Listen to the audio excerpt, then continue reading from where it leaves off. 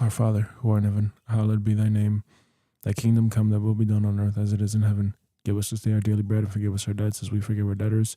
Forgive our debtors as we forgive our debts. Forgive us our trespasses as we forgive our trespassors. Forgive our trespassers as we forgive our trespasses. Lead us not into temptation, but deliver us from evil. For thine is the kingdom and the power and the glory forever. Amen. Jesus, in your name I pray for forgiveness. Please forgive me for my mistakes. Let's get the work in today. Let's do what we must do. Let's get it done.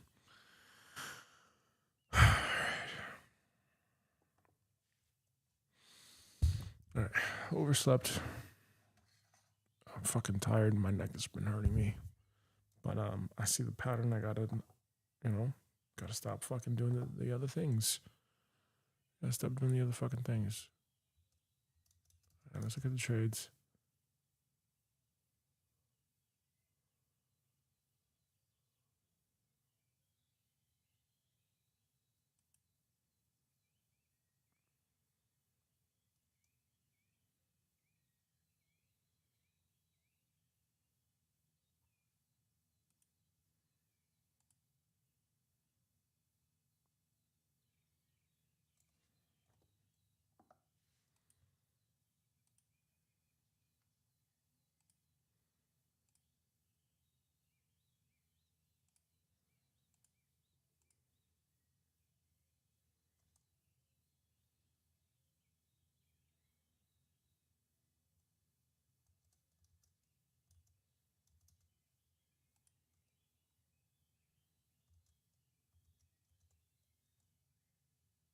Oh, shit.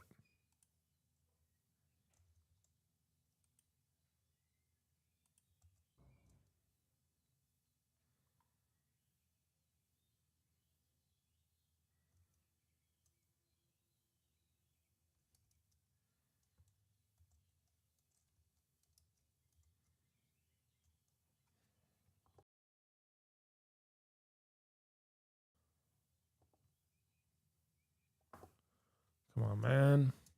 Let's go.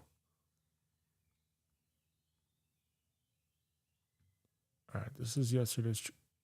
Yep. Uh-huh. Yesterday's trade. Okay. Mm-hmm. We're right back in. Weak volume. Weak volume. This thing looks like it's about to reverse. Let's check the weekly. Therefore, we're taking that trade. We're going to stop out. That's why I enter here from the bottom. Right. Okay. Today's objective. Today's objective is actually going to be real simple. It's actually going to be real simple. Let's put on the weekly, daily, the 4 hour. Okay. Let's set the text here.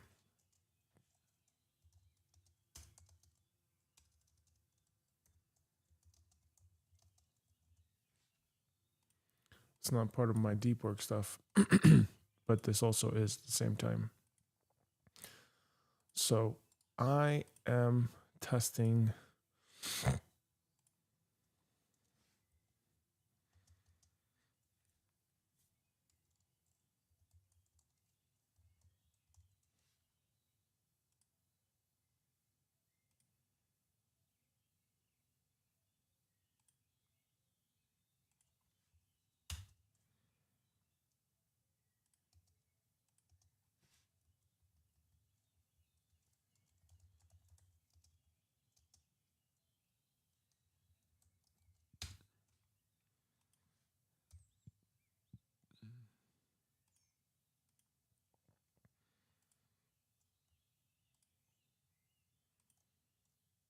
Yeah, we're gonna have to create a new layout. Or can I just make a copy? Right, here we go. Make a copy of the layout. We're gonna call it right, 35-1.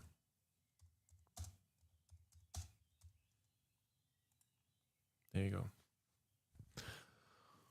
Okay, so to explain what I see for myself, what do I see? 35-1, 35-1.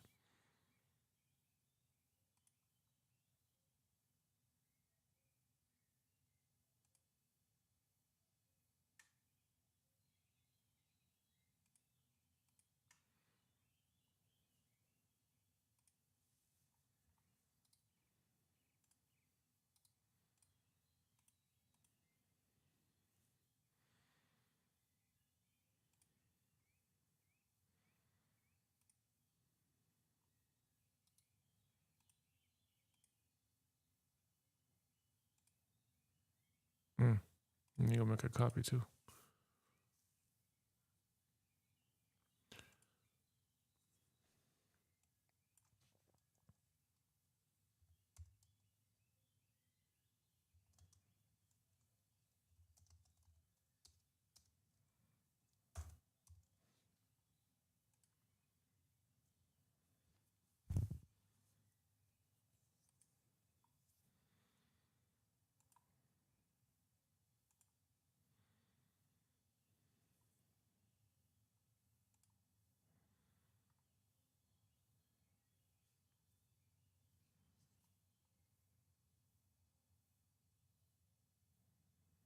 All right.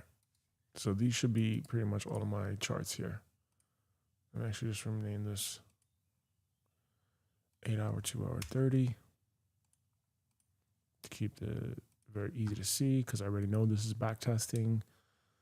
1 day for.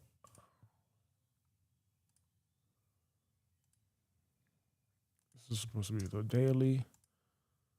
So I should be here.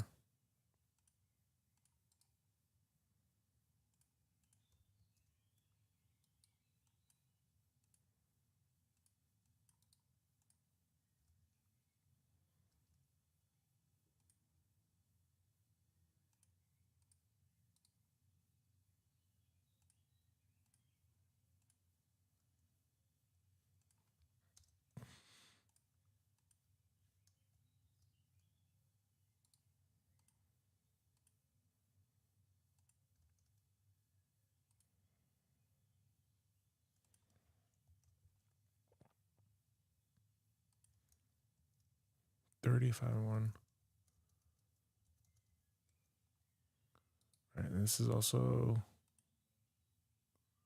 rename this. This is the 1 week.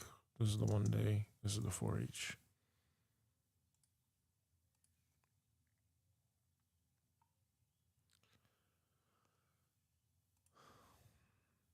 All right, this is this specific setup that I'm working on here.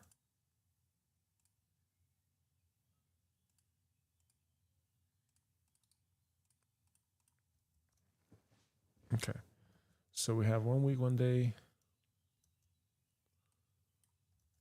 1 week, 1 day, 1 day, 4 hour, 35.1, 8 hour, 2 hour, 30. All right, so here's what I'm doing. Right now, I am determining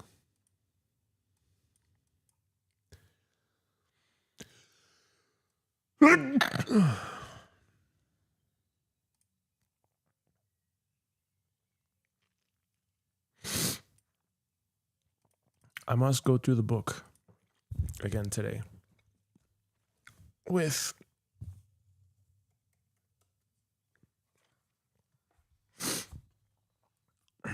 I have to go through the book again today with ChatGPT. Why?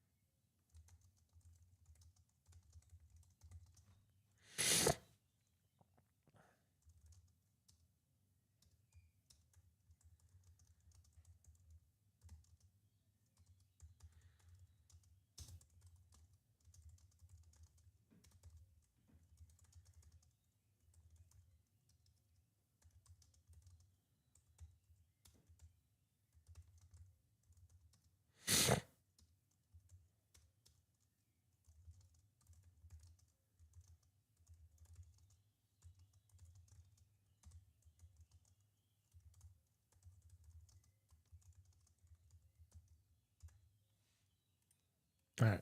So this is my objective for today is to determine the position sizing stuff with ChatGPT because here's what's been coming to me is that the strategy shit doesn't matter. Exits.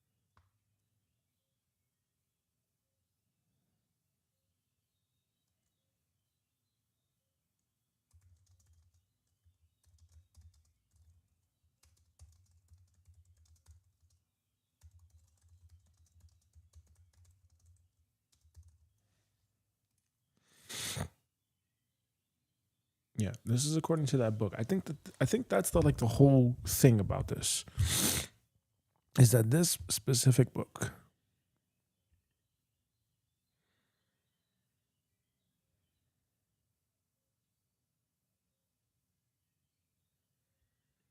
I think this is the specific book that we have to really like look at and be like, okay, this is what this guy is saying here. And it's just position sizing. And that's what I'm starting to think here.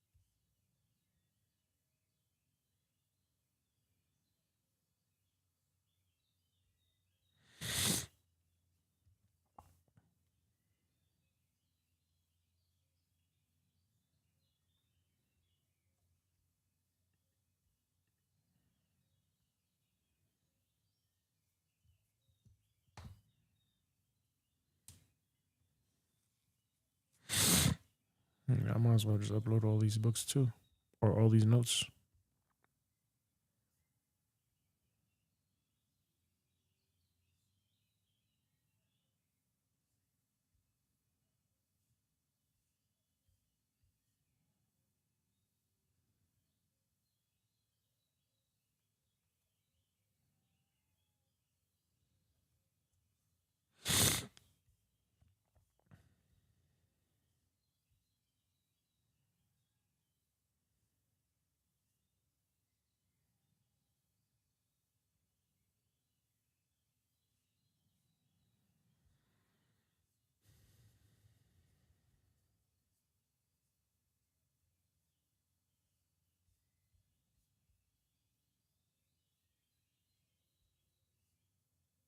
Mm-hmm.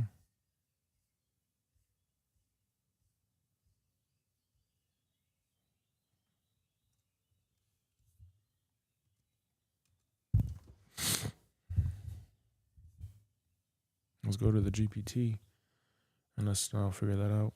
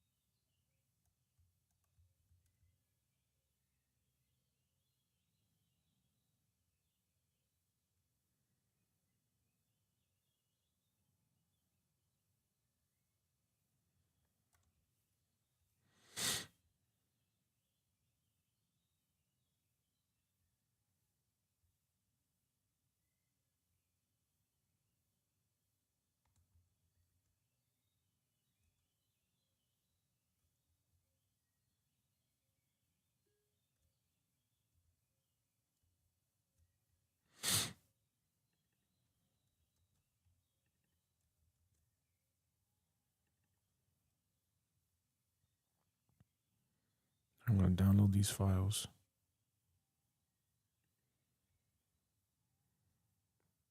I think this is what he's saying, is that the position sizing is going to matter just way more. So focus all your energy on this.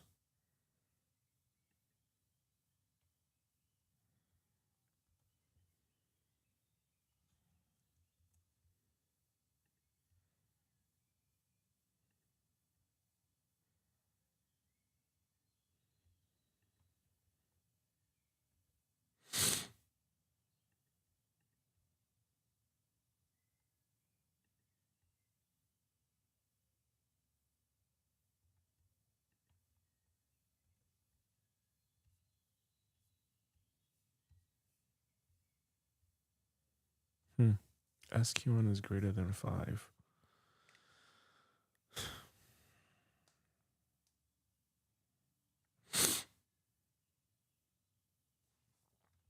All right.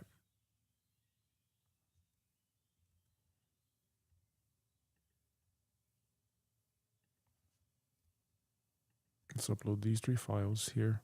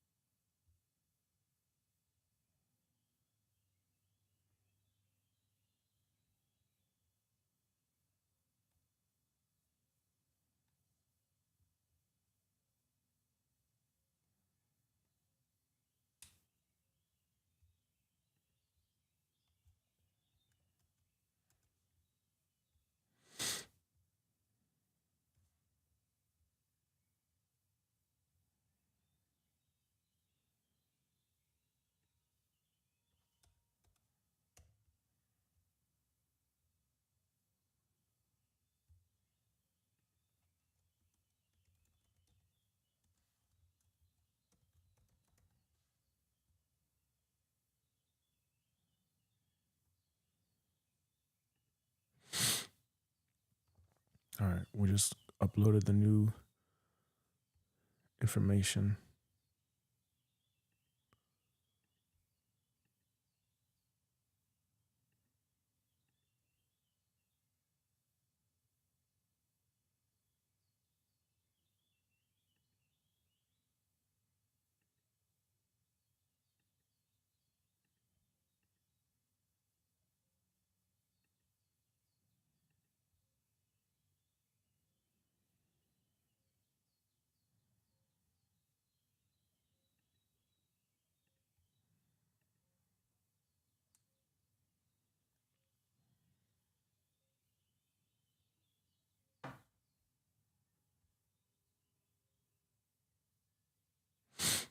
All right, now we're gonna put this into practice here.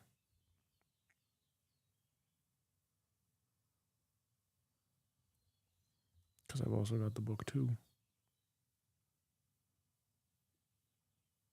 All right.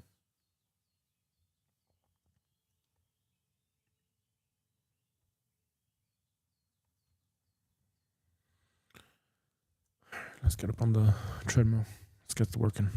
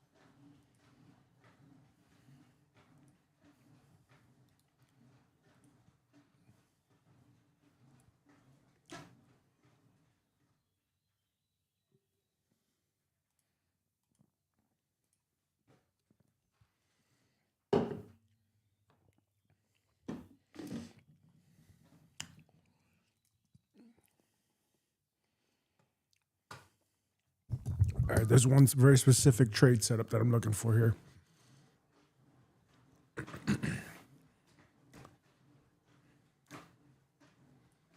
And it's going to be somewhere in here like this.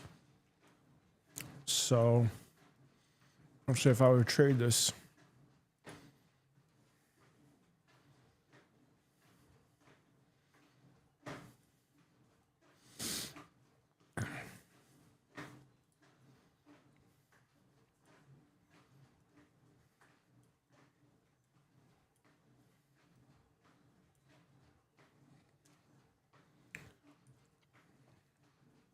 you are already making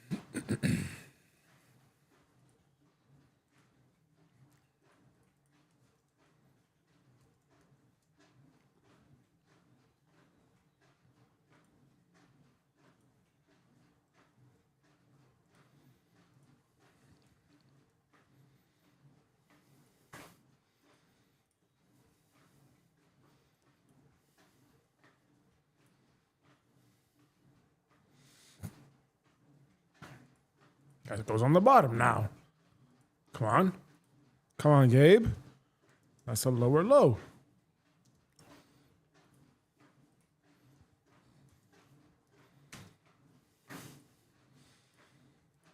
Okay. Lower high, lower low. Lower high, lower low. As soon as you break this, you're breaking through the structure right here. Are you not? So therefore, even if you were to just take the boxes, just like this, say, oh, that's already a break. All right, so do you even need that right now? No, because I can already see that with the boxes here.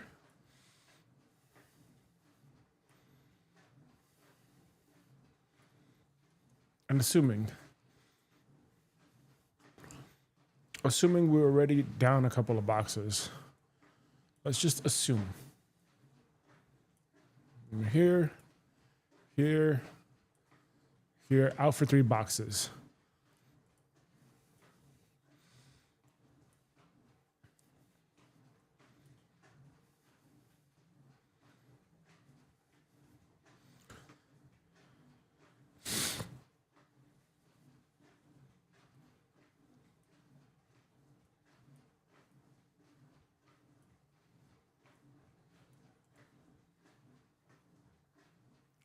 Strong volume break. That was a weak 382 close. You could already see that. That's very obvious. That's already a weak candle close. Okay.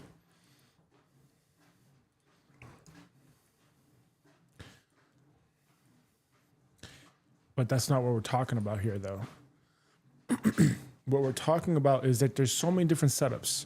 There's so many different ways to trade this. Like, for example, if I were to try to take this here,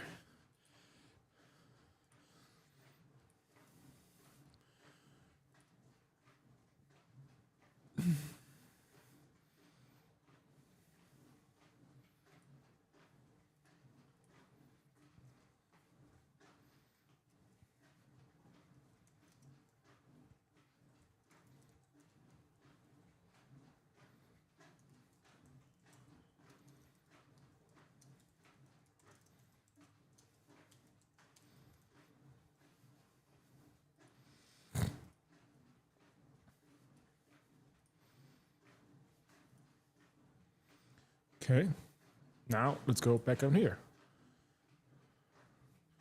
Let's hit the replay.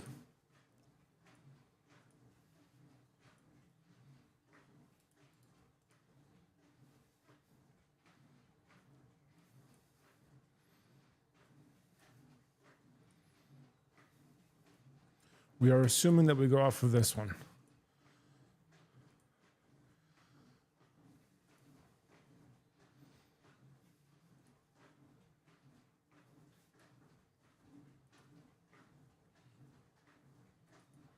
Yeah, it's gonna have to change now.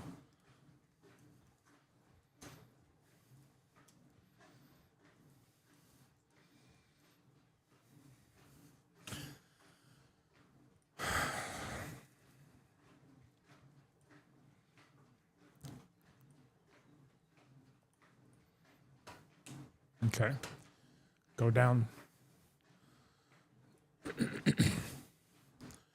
Obviously, this candle broke the box. Weak volume. I'm thinking retracement at this point automatically.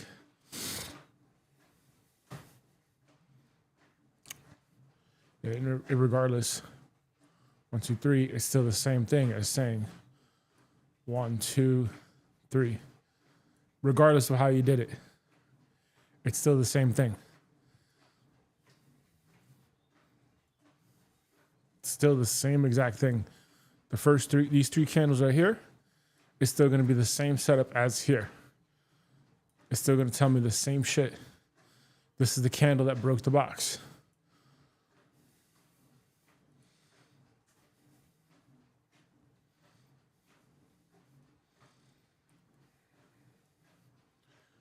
Okay, it's all telling me the same thing regardless. Go down to the 5-minute, which means that I need to see the price. If I were to check this kind of a setup that I'm thinking about right here, I need to see the price go either here or here first. So just imagine.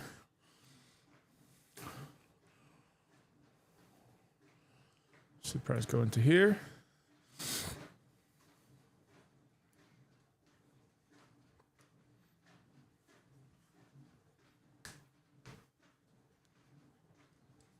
So many different variations, man.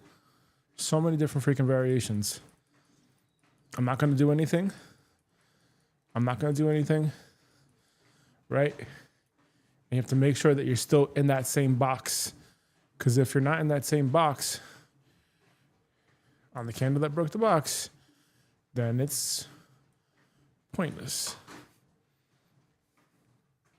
And that's the other thing too. Is it going to be on the candle that broke the box, that parallel channel?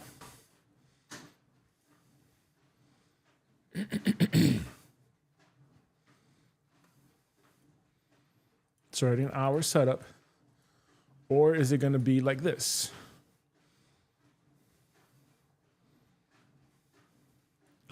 Where your channel is going to be, this is going to be your channel basically. Therefore, you wouldn't need the boxes because you've got already the channels. Yeah, because it's the same thing. You see what I'm saying? It's the same shit. Whether it's this,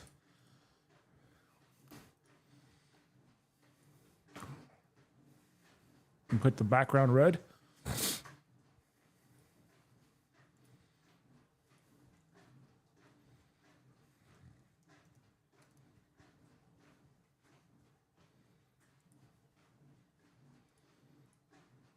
Versus it's the same shit here. The only difference is that I'm putting up the channel to get me that extra layer, to give me this extra space right here.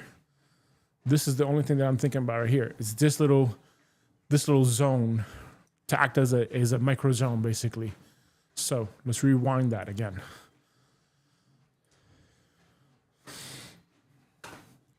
So again, I'm here at the bottom then. That means that if this is the candle that broke the box, I need the trade to go here.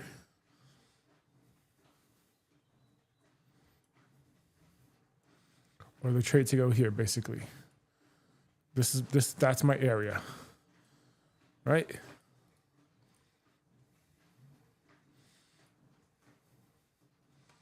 That's how I'm saying I'm constructing these boxes. So let's go down. Let's go here. Reselect the bar.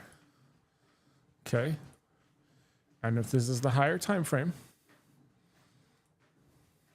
I'm going to put this guy up in here. You also need 3 candles. 1, 2, 3. That's now legitimate. And now from here, we go down because you're outside for 3 candles. So that means that if this is now officially down, what I need to see is what? I need to see price come here then.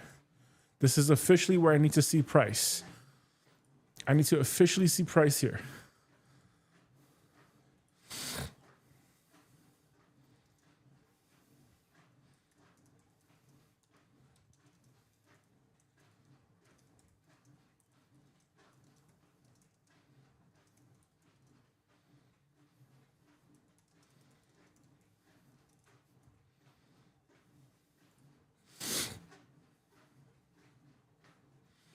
So now we go down. I have to see the price go up into here. If I'm going to say that I'm going to take this extreme point right here, this is the maximum. Okay, fine.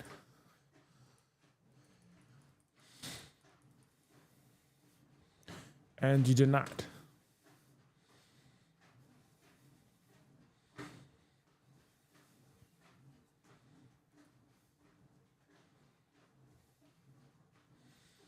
And this candle already broke the box now. Less volume though.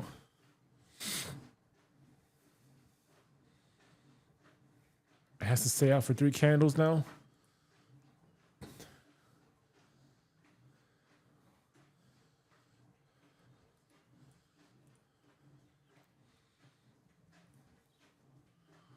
One, 2, 3.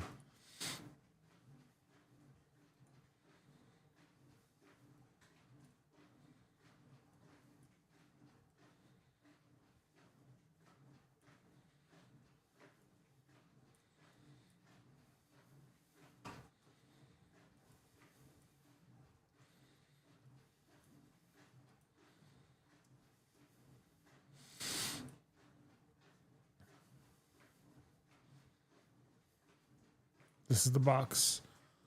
This is the box.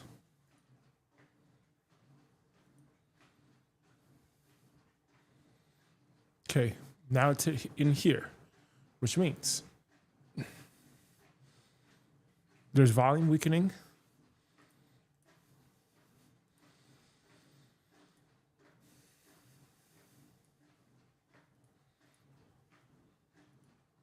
If this thing comes in now,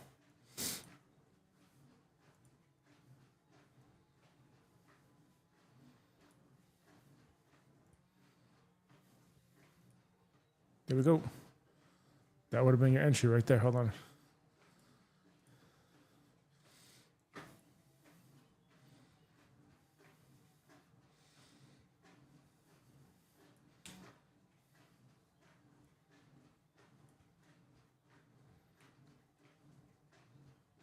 $616, $622 did come in.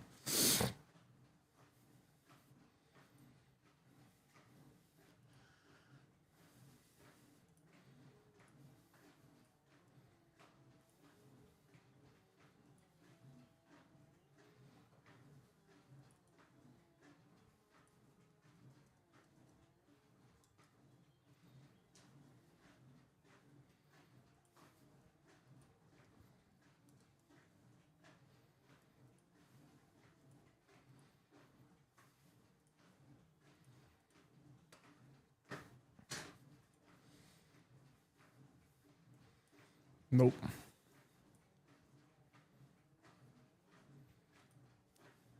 Everything is telling you everything is pointing down, right?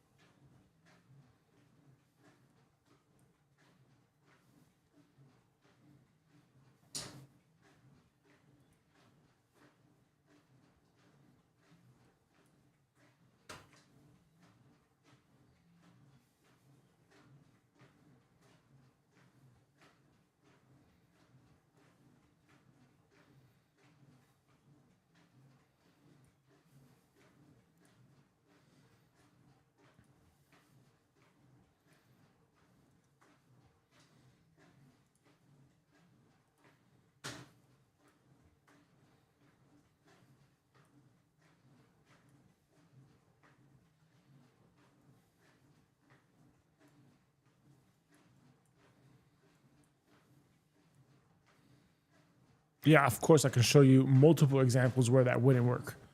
That's for sure. For sure.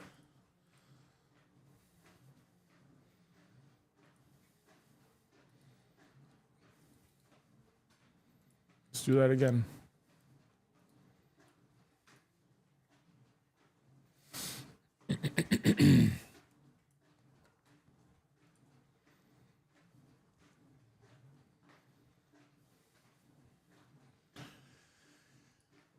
If you have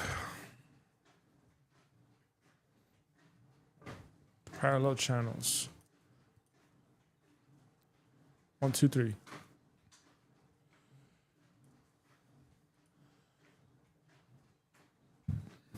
And let's say here, let's take this out and let's take this out.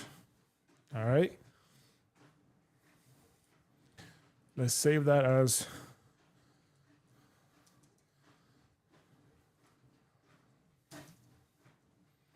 right. Save that as the new bearish box. Okay. And let's save this as current box.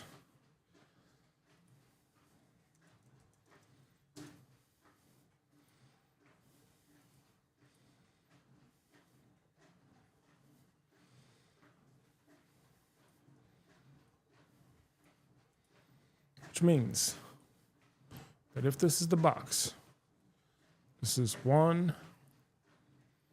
2, 3. Okay. This is the candle that broke the box from this level right here. That means 1, 2, 3. After that, it's an official bearish box, right? Right.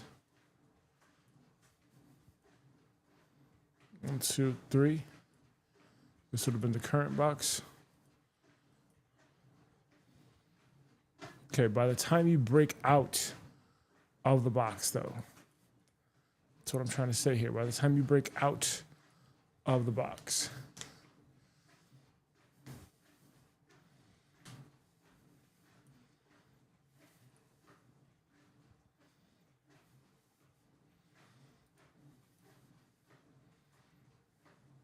because I could have said here, very simple, right? I could have said that very simply, but then that's not true because this is a weak 382 close, very weak 382 close with strong volume. Can't say that. I'd have to say something like this.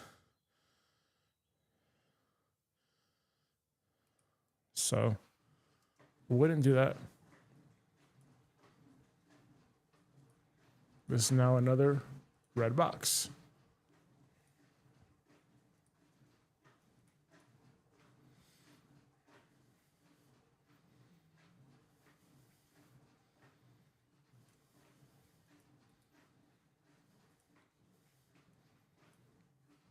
Yep, that's the floor. That's the top. Here we go. That's the break. But I'm not getting that signal though. How am I not getting that signal now?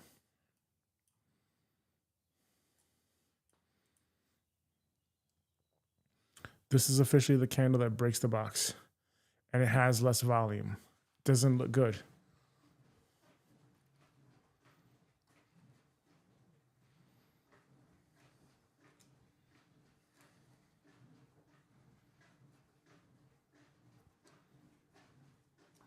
Yeah, because that's the thing. This guy is emphasizing that if you're going to take these trades, you're going to trade it a certain way. So let's remove this.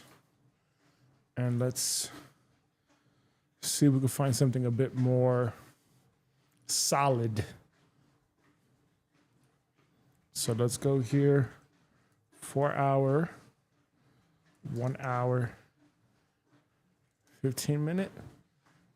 No. Hold on a second. Hold on a second. Hold on a second. Hold on a second.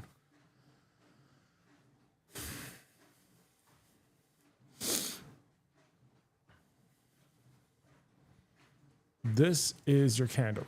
right here. This is your work right here, right? Right. Okay. You were here, right? Yes. You touched the top of the previous box, right? So then how about you just make it easy like that and just say, hey, you have to test the top of the box here before you can make a decision. So you're out for 3 candles. Okay. I'm out for 3 candles. 1, 2, 3. Now I need to see the price come up. Is that a possibility? And I'm looking for the price to come into here.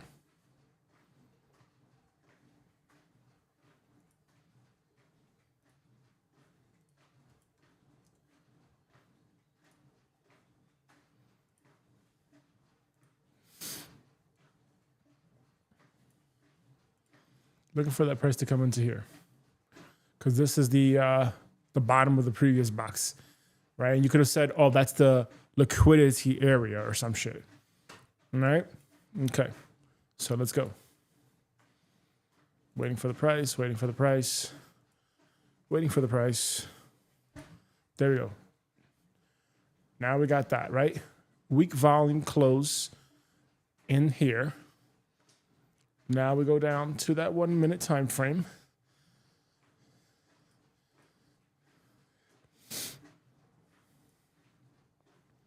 That was the strong close right here. Okay.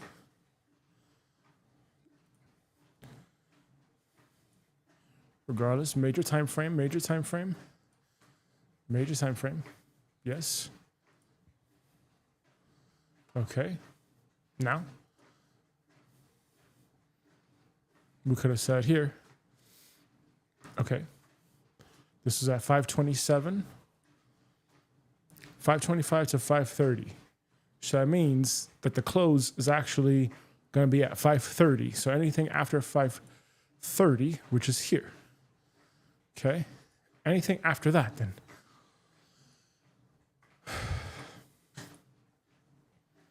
So we get into here. Okay. That's now officially 530. Now let's look for the entry. There we go. Yes.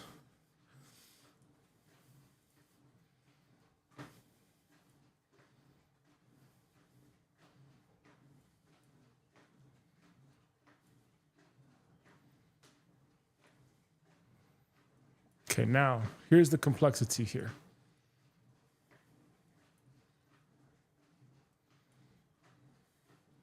Do we say Fibonacci retracement? Yeah, you see, that's the same thing. That's why it doesn't matter, because you can say it any fucking way you want to say it. It's still the same thing. Okay, let's assume. Let us assume if this was the case, that setup was building over 2-3 hours. Seems about right. Okay.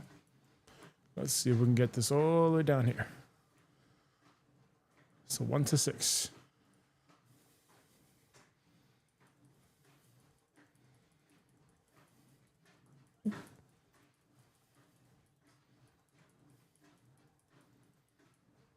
Feels already like a whole bunch more work than previously.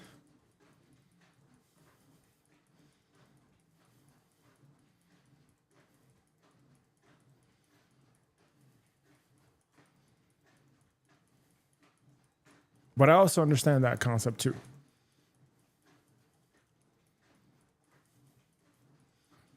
And that could be something that comes along once in a blue. And I don't know if I should try to compound like a trading playbook or whatever, you know, based off of that.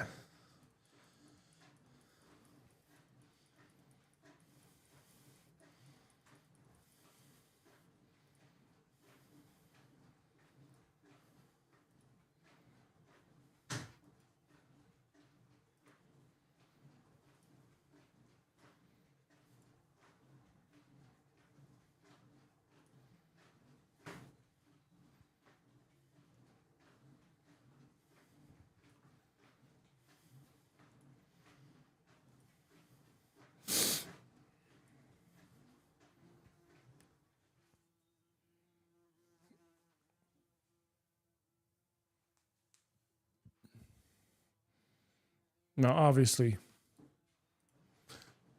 this takes time for this setup to come around.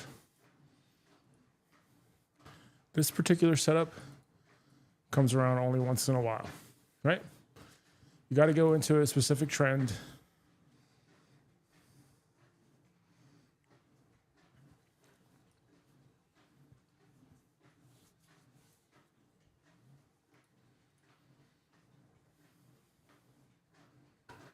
That's one specific setup right there.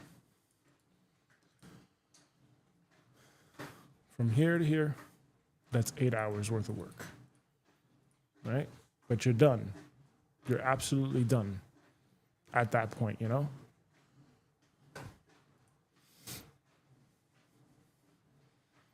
Now the question is, could I go even further now? From here to all the way down. Would you want to do that?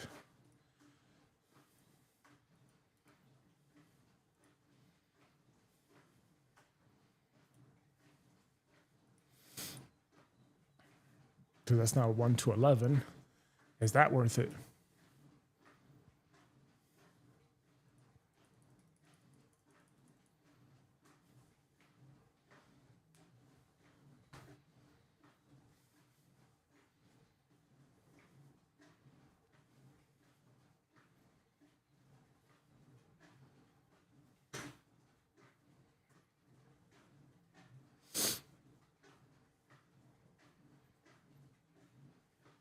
Because what I was thinking was trade range breakouts,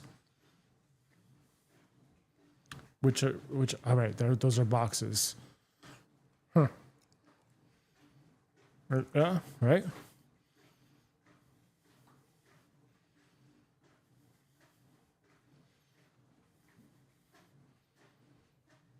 Those are range breakouts.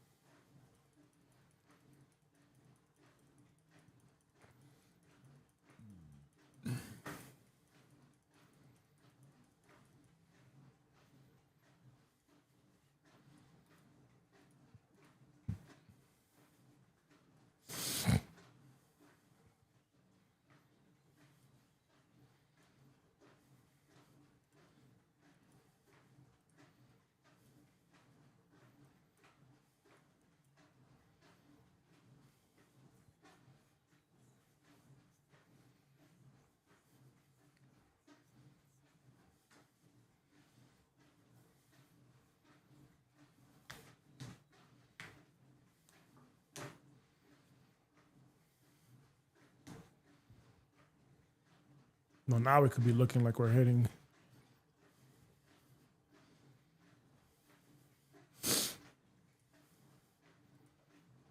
There we go, finally.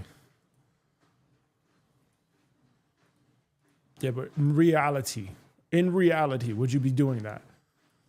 Probably not. Probably not. It's 11 hours. Well, that's 11 hours. That's already significantly longer than I would hold the trade for.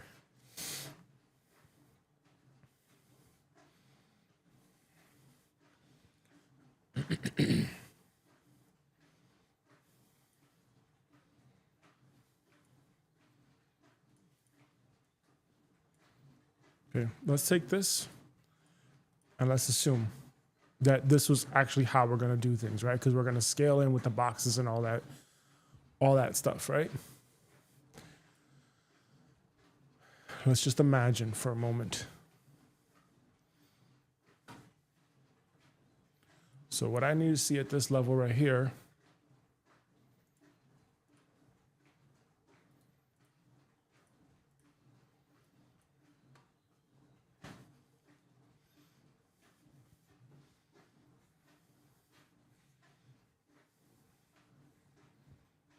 Oh, look at that. Right, this acts as my zone, which is the liquidity area, right? So you're going to come back to test up in here. You wait for the price to get up into there as much as possible, which is basically just testing the previous box.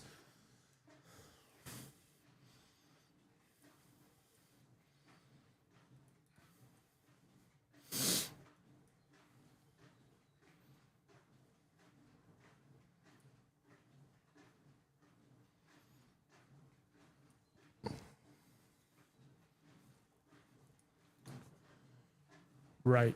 And that's also where you need to have the stop limit waiting for you.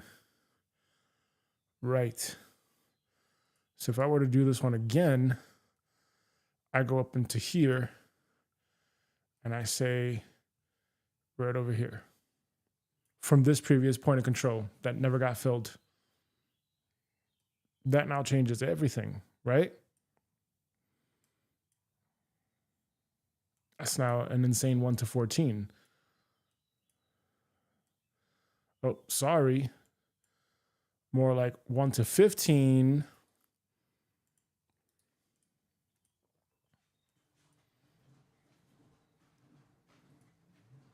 Yeah, if I could trade more like this, yeah, sure. No need for anything else. No need for anything else. That's it. I don't need to be super aficionado. Don't need any of that.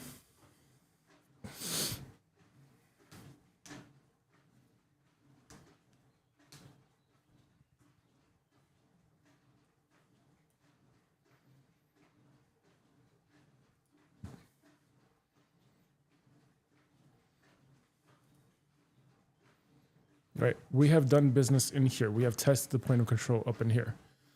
So that's already done. It's already done. So we need to be thinking this is like the buffer zone, and we trade back into we get this point of control here. This is the entry.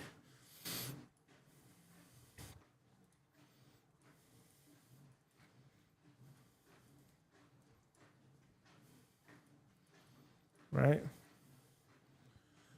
Stop limit. I'm sorry, limit order.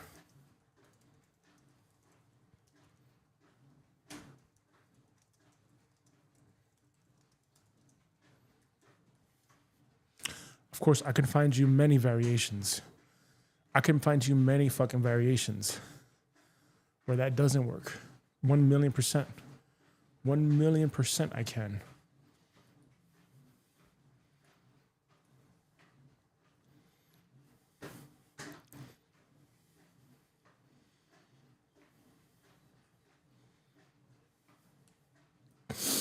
%1,000,000%. Okay. But either which way, we have the 30, the 5, and the 1. The 30, the 5, and the 1. And what we would need to do is we need to set a stop limit order here.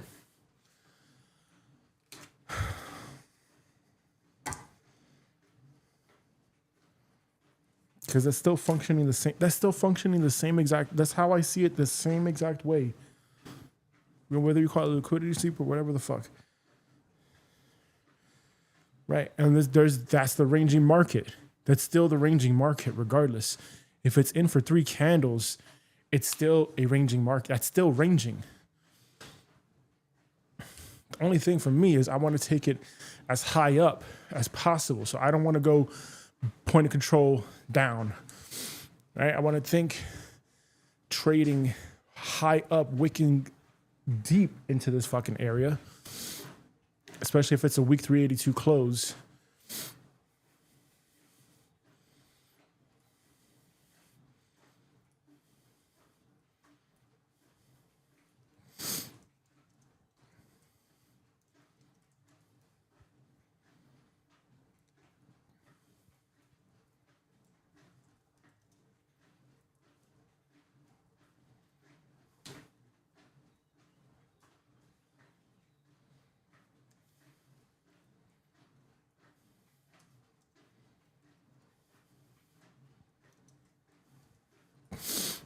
Okay, so that's weak volume right there.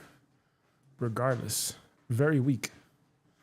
I'm still seeing the same things over and over and over again, regardless. Week 382 close. Regardless, that's the zone. That would have been the zone of this time period.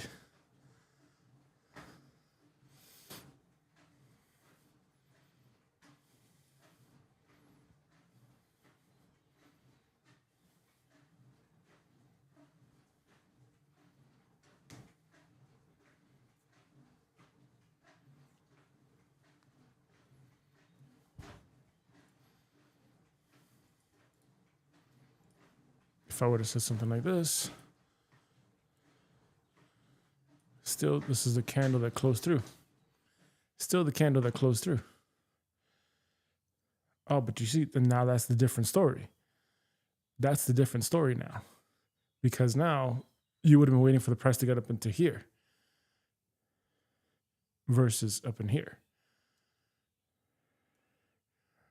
Right?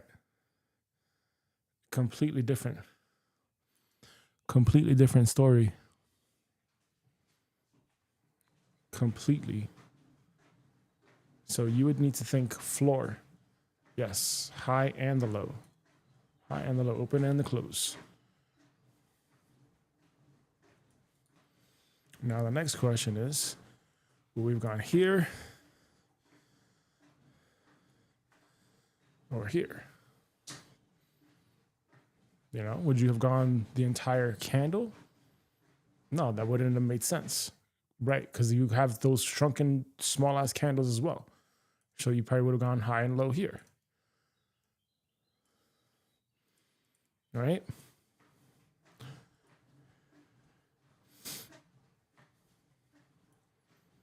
So why wouldn't you have gone to the box though? Because there's a difference between going 3 candles, 3 30-minute candles, and 1 30-minute candle. There's a big difference in that. There's a big difference in that. And this is basically confluence now at this stage. That's what we're looking for. That's what we're thinking at this time. Right.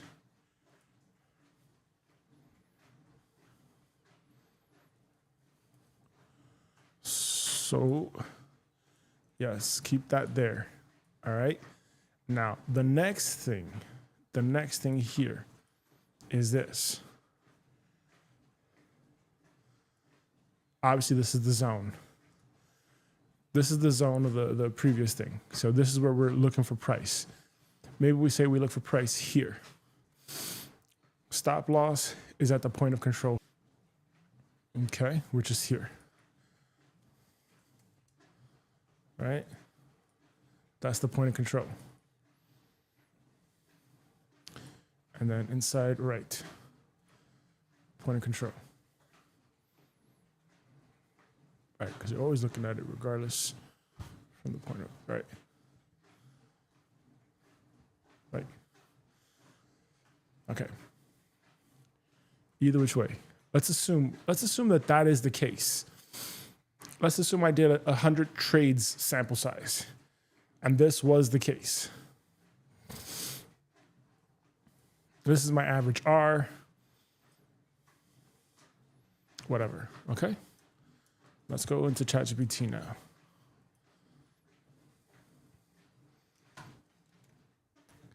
This doesn't matter so much as how do we size.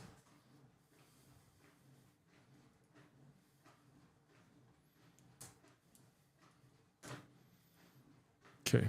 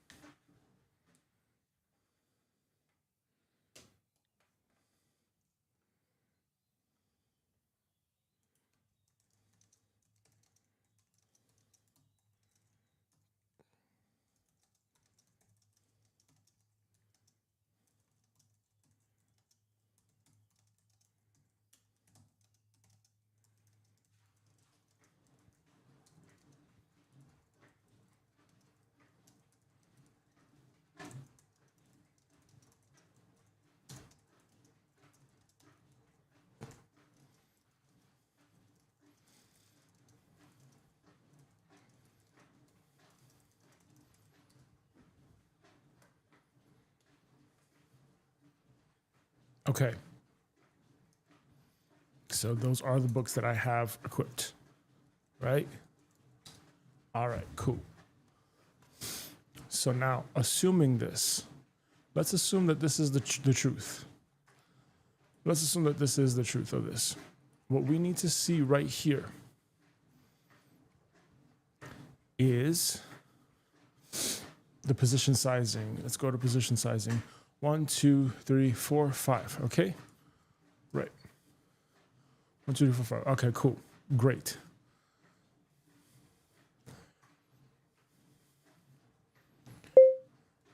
Okay, great.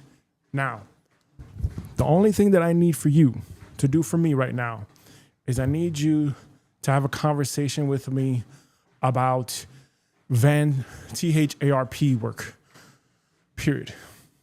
I want you to carefully audit only Van's work and tell me the most important things that you see.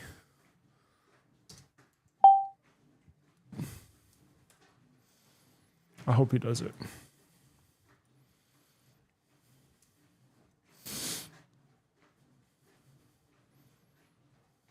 Yeah.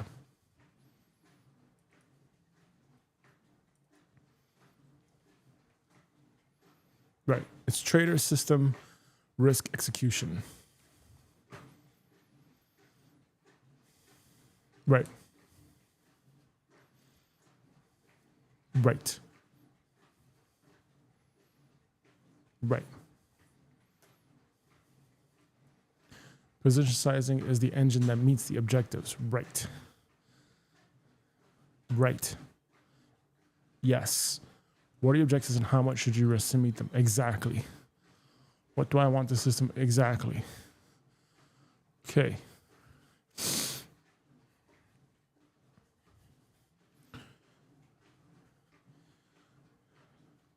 Yeah, exactly.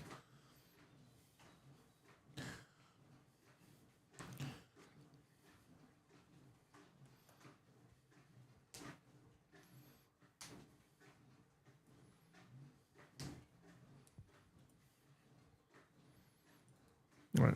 And even still, if I gave myself this massive ass buffer here, a 1 to 7 is still monster, which is what I'm thinking. I'm always thinking the most monster.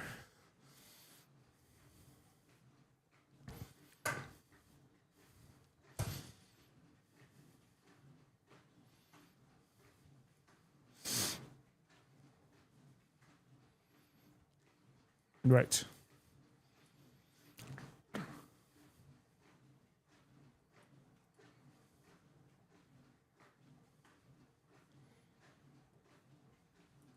Yes.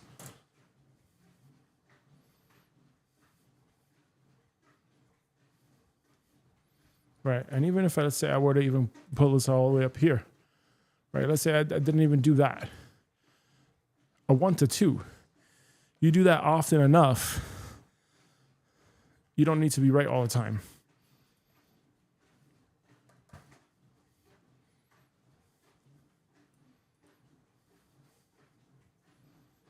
Yes. Every trade must have a predefined 1R. Correct. Expectancy matters more than win rate. Correct.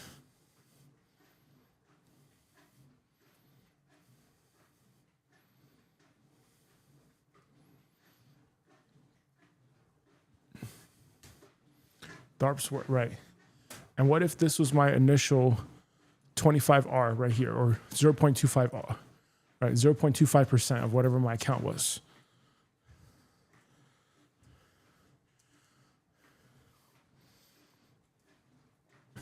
Assuming my trade was shit. 0.25% of my account times 15 point, let's say 15. That's 3.7% gain on the account. If I could trade even 100 of those setups in a given month,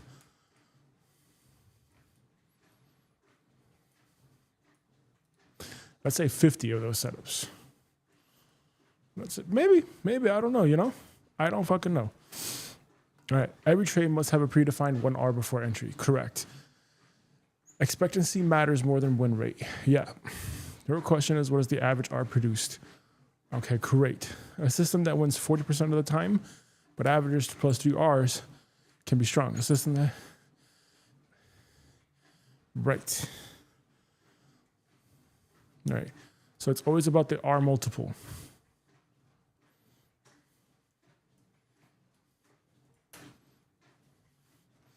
The real question, what is the average R produced per trade over a meaningful sample? Yes. SQN. Right. How good is the system's R? Before scaling a system, you need at minimum a meaningful sample size. Okay, cool. R multiple distribution, expectancy, standard deviation, max drawdown, losing streak profile, market regime tags, da da da da da. Without this, scaling is just confidence without evidence. Market type matters. DARP doesn't treat the markets as one constant environment. This is the pattern that I see. The trade is always going to be in a box, and then it's going to stay in that box for a period of time, and then it's going to do its thing and move out of that box. So even if, let's say, I were on the daily time frame, daily time frame is still pretty good to do this from, as the example. So we have here, what is it? 1, 2, 3. Yep. Cool. That's 4 days.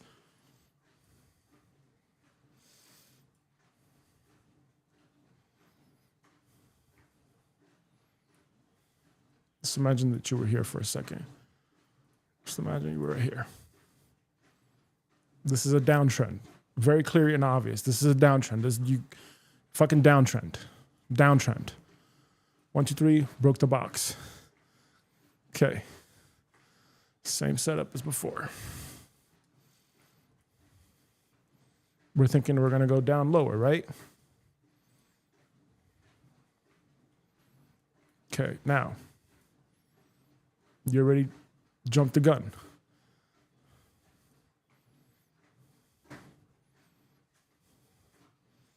It's already now your third box. So now what am I thinking here? Now I'm thinking from here, I am thinking for sure what I need to be doing is I need to wait for the price up here. Wait for the price up here to continue to go down because we're very likely to go short. Look at that. Okay. We're likely to go short again. So I would have to have waited here, gone down to the 4 hour, set the alert right here for the top of the box. Go.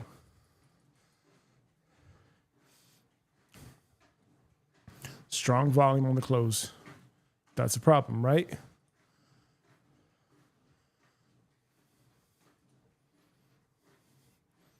So now I could be thinking, oh shit, the thing could go up.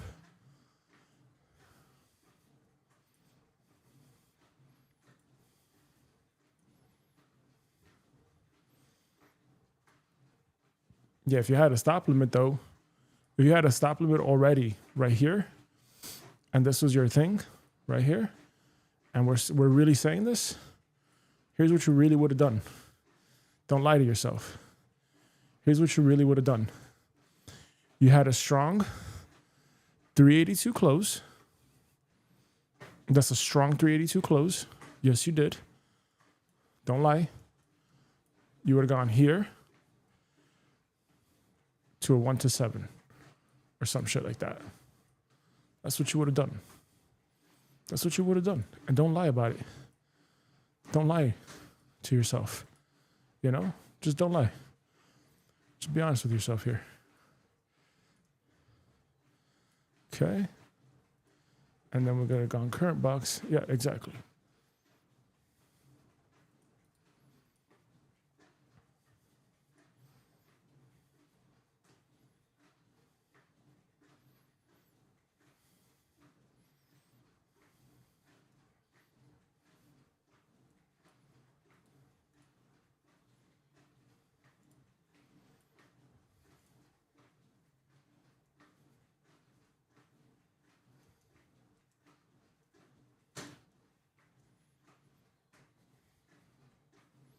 That's hours, bro. That's hours.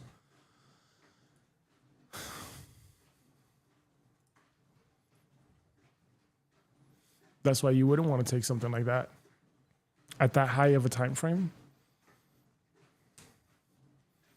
You would not.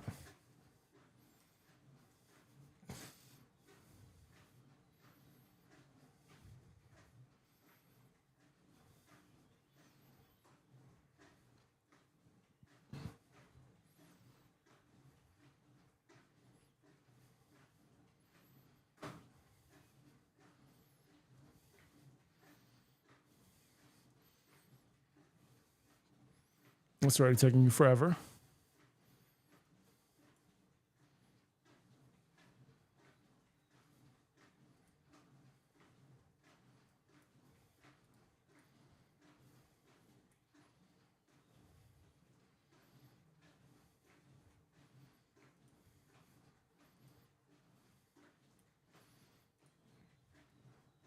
Yeah, that was already taking you forever. So therefore you could have said, yeah, again, this is why you got a position size.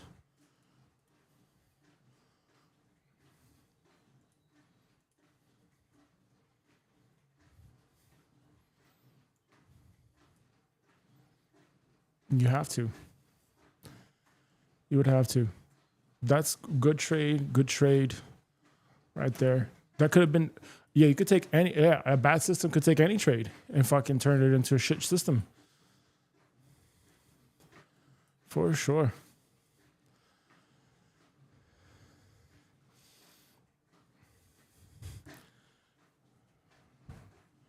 Right, but that's why you got to look at this. You got to look at this and see, hey, is this a bad trade or what? This is the candle that broke the box. Now that trade setup is invalidated, obviously. We're out for 3 candles. What do you think is going to happen now? Close that out. Go back. That's why you need to scale out at certain points, regardless of where you are. And now assume. Here, 382, we close. Okay, cool. Now we're in a range. Fine. 20 days of data. Okay, we're looking for a breakout here. There's more volume at the bottom as well to support, hey, right. So you got to see that.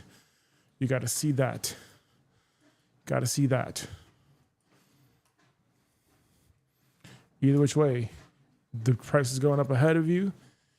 It already wicked down. Let's go to that 4 hour. Which means you probably only do want one thing. You only want one thing. You want to look at one thing.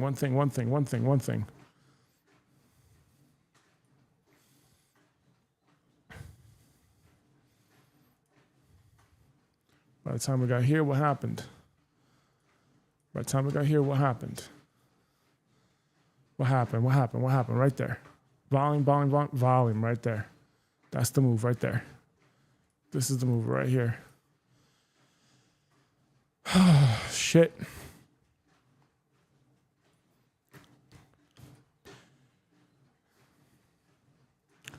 One hour, right? Okay, boom. Right there. There's your entry right there. There's your entry.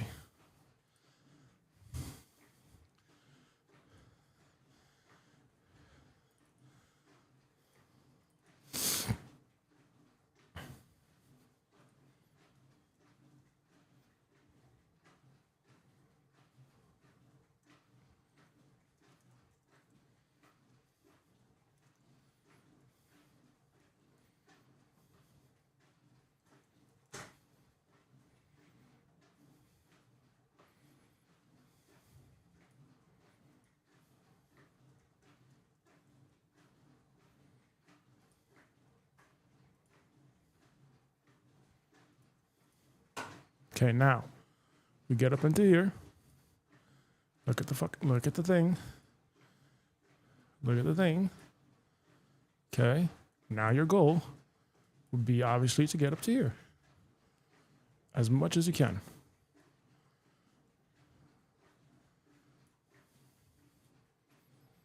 Stopped at 0.5.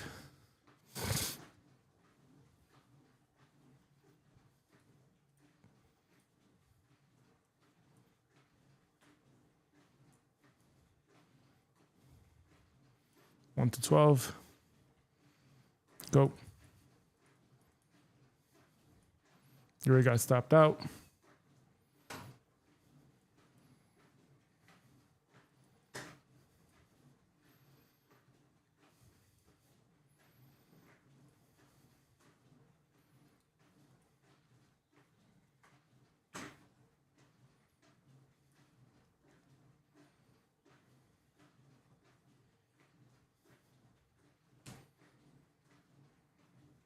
Right, the safest is going to be to always be thinking, oh shit, let's go all the way up here.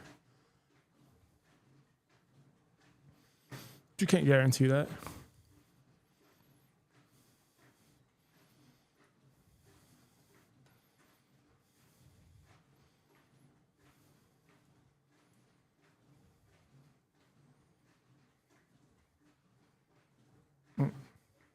Hey, look at that, look at that, look at that, look at that, look at that, look at that.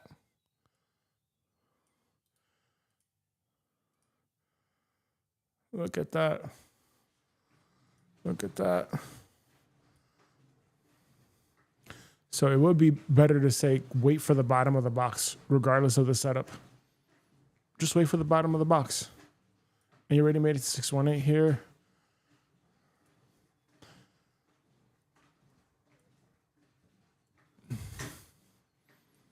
Right? Right, you see, that's how you could have saved yourself here too with that trade.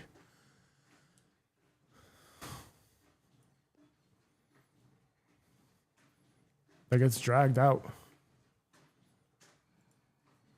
Versus if you're here, this is the previous point of control. Now I'm here, but yeah, you're gonna wait.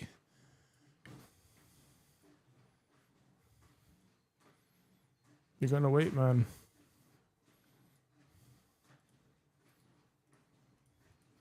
That's the thing, you're gonna be waiting. You are going to wait. So if I'm gonna wait, I definitely gotta think a little bit differently about that, right? So what if we said also that in 15 minutes, right? So that's where the fourth time frame comes in for the precision entry, which would be this. 1 day, 1 hour, 4 hour, and then 15 minutes as the entry. 1 day provides the structure. Let's go somewhere random. Random.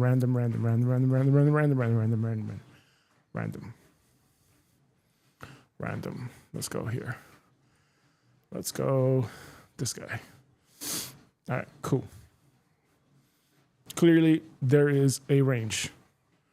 We've been ranging for 30 days. Cool. That means I'm expecting a breakout at some point, which is great.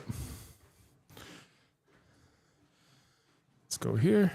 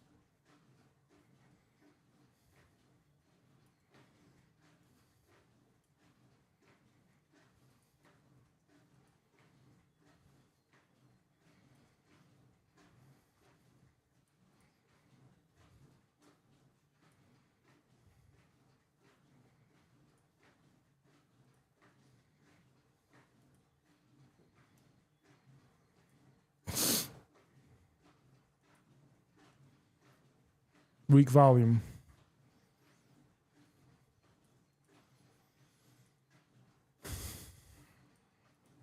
Weak volume on the break. That's weak volume on the break.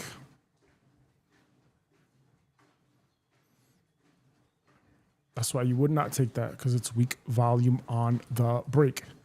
You need strong volume.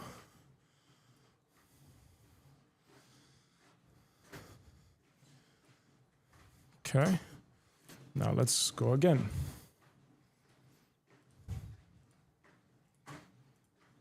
Gotta have strong volume. 3 candles, you're out for 3. No, that's why trading with market with those orders are dangerous, but you gotta fucking figure it out. Okay, let's see. We're here. Strong 382 close, right? That would have been obviously the thing.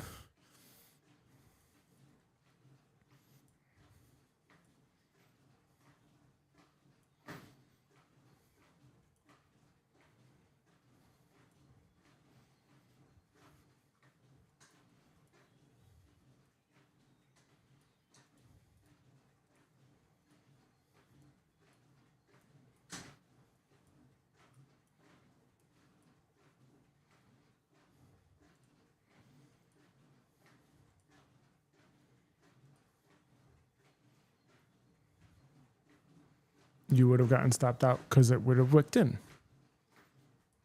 Right? Okay, that's the 3rd candle. Right? That's what that's telling you, man. It's already telling you.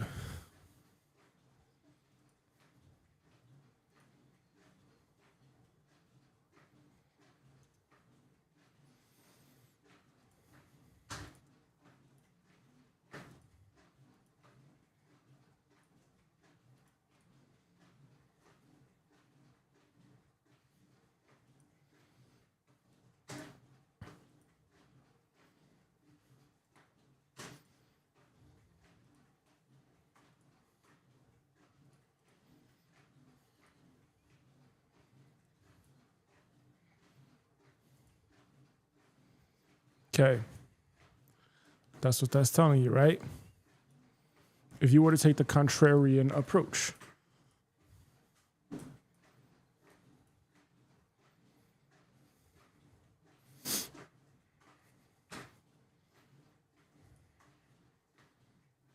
Right, and without anything to base it off of, you wouldn't know. You wouldn't fucking know. So please stop lying to yourself. Just stop lying to yourself here, man. You would have traded with the trend. You would have said, okay, I'm going to go from like here to here. I have to wait for the thing to be out for 3 candles. 1, 2, 3. Cool. Set the stop loss here.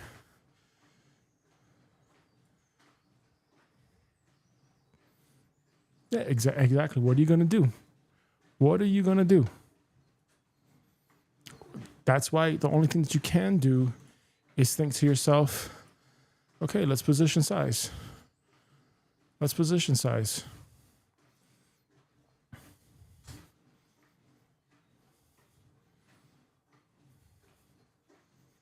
That's the only thing I can think of that makes the most sense to me.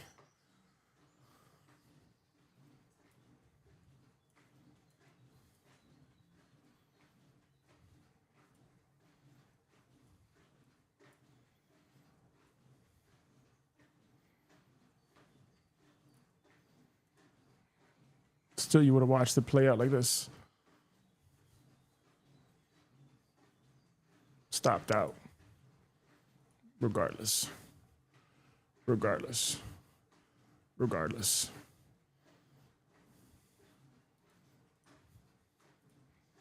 Irregardless, you got stopped out. Just accept that. Just accept that. Just accept that. Let's just accept what it is. This is just the truth.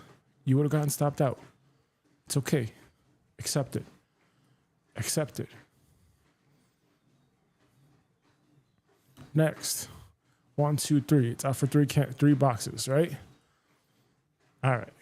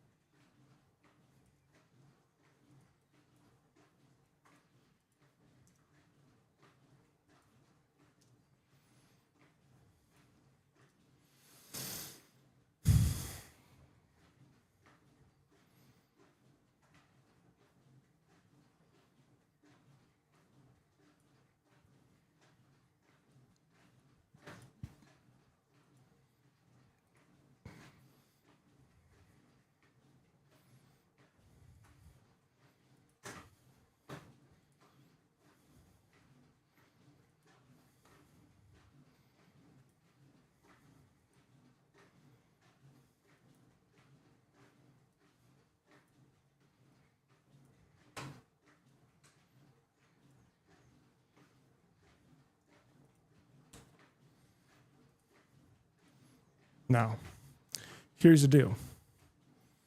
Here's the deal. Wait here. Take it up.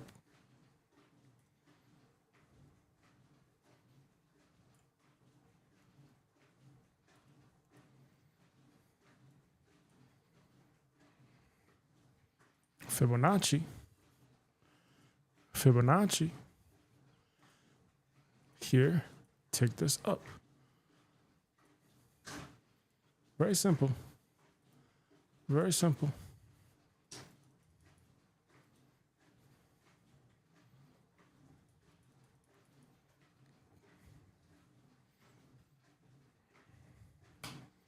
There you go. So where's your answer? The answer is in knowing that there is no fucking holy grail. There is no holy grail. You're waiting 34 something days to take this trade. What are you doing? Wait for a box to form, wait for the retracement, and then go from there. Break.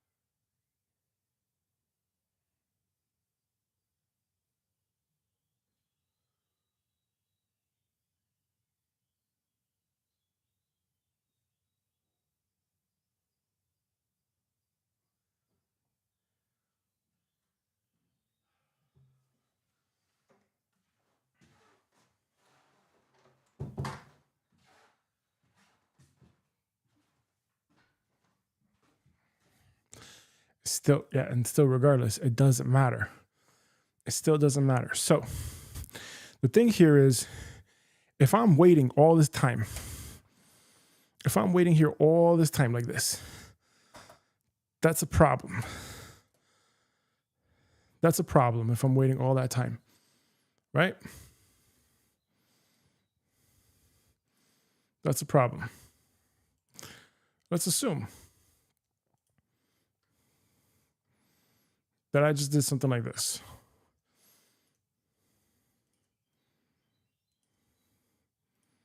And I said, okay, let's go down to that 4 hour. I'm waiting for the trade here. I'm waiting for the trade here.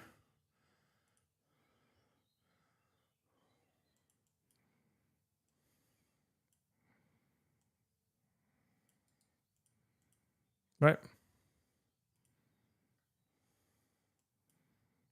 My job is to wait for the trades to come up into here. All the way to the top or all the way to the bottom. That's it.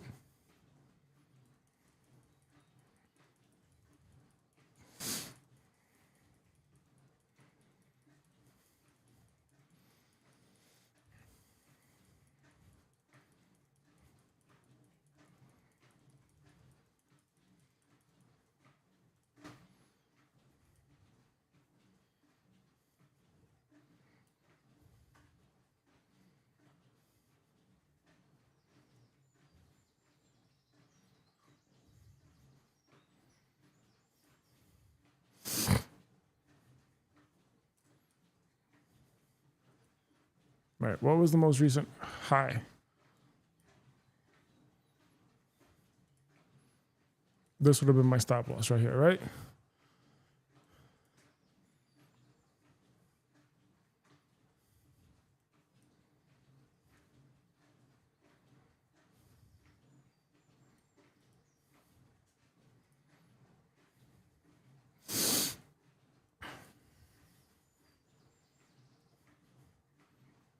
Stop limit waiting right here.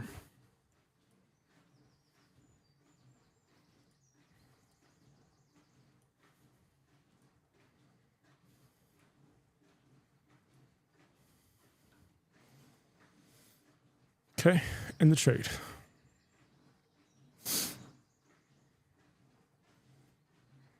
First take profit, then has to be back to the point of control. Because now you're already getting stopped out. Done.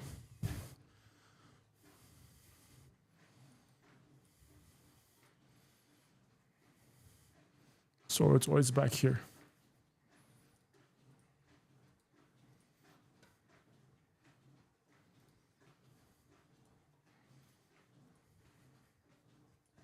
Which means that even on the weekly time frame,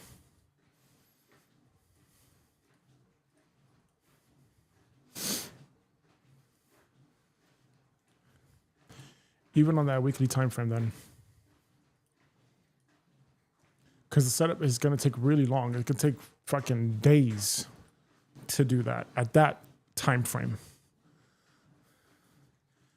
It can take a significantly long time.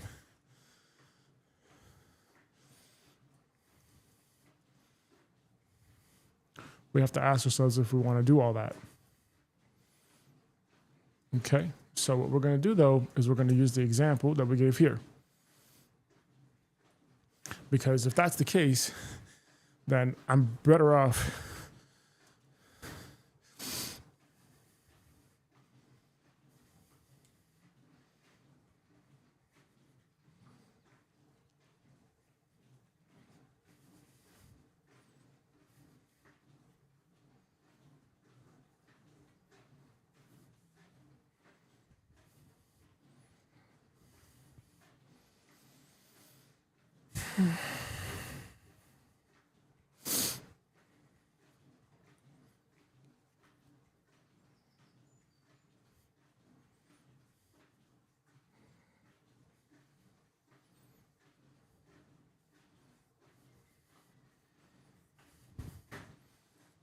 yeah.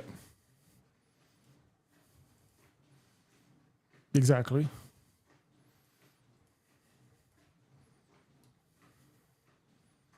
Towards the exit, stops profit taking and position sizing. The entry gets you into the trade. The exit determines size of the loss, size of wins, multiple tradingOS implication.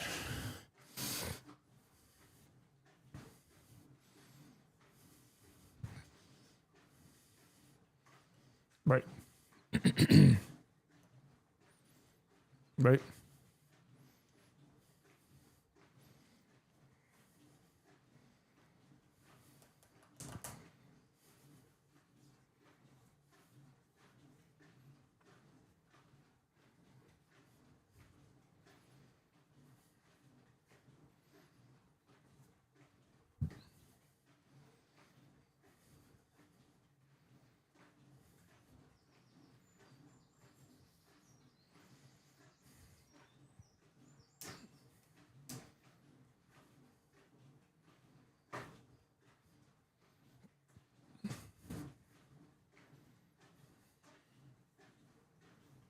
Exactly. Right, right, right. Mm.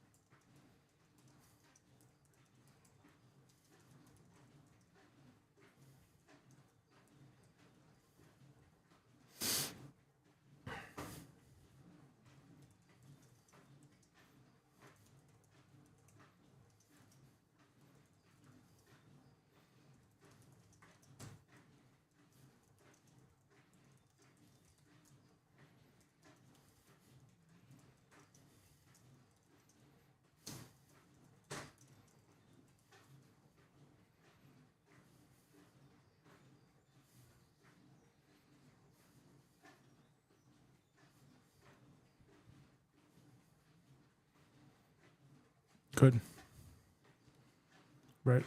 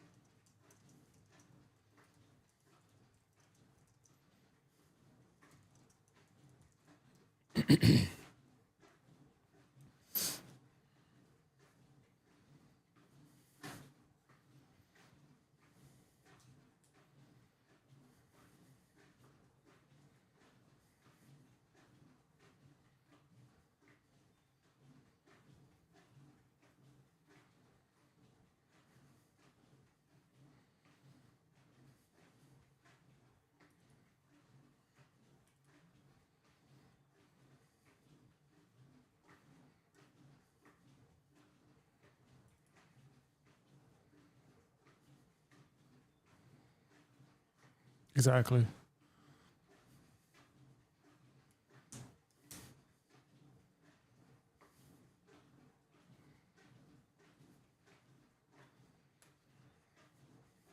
Exactly. Exactly. Yes.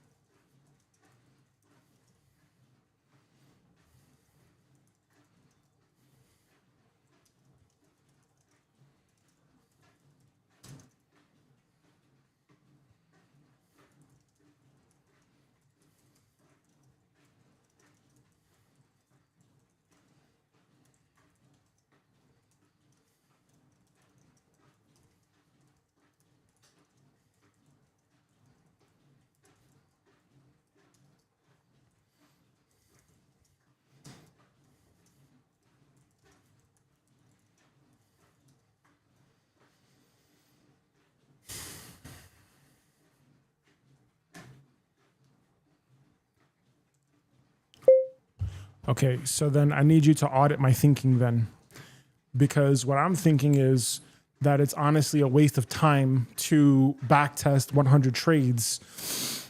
And instead, what I need to be doing is asking myself, what do I want to accomplish from trading? And also ask myself as well, what position sizing strategy can get me there? Period. Please audit all of his books in your knowledge files and tell me if this is accurate.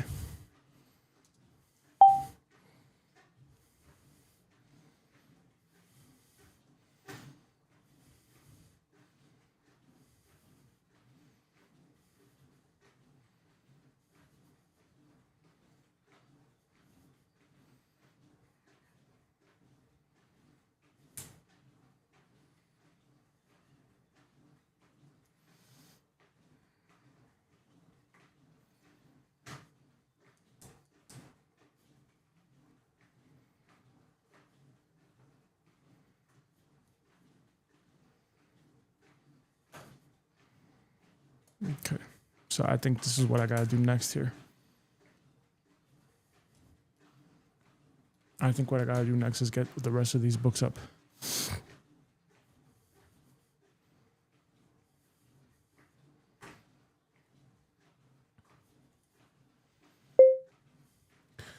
Okay, now tell me this here.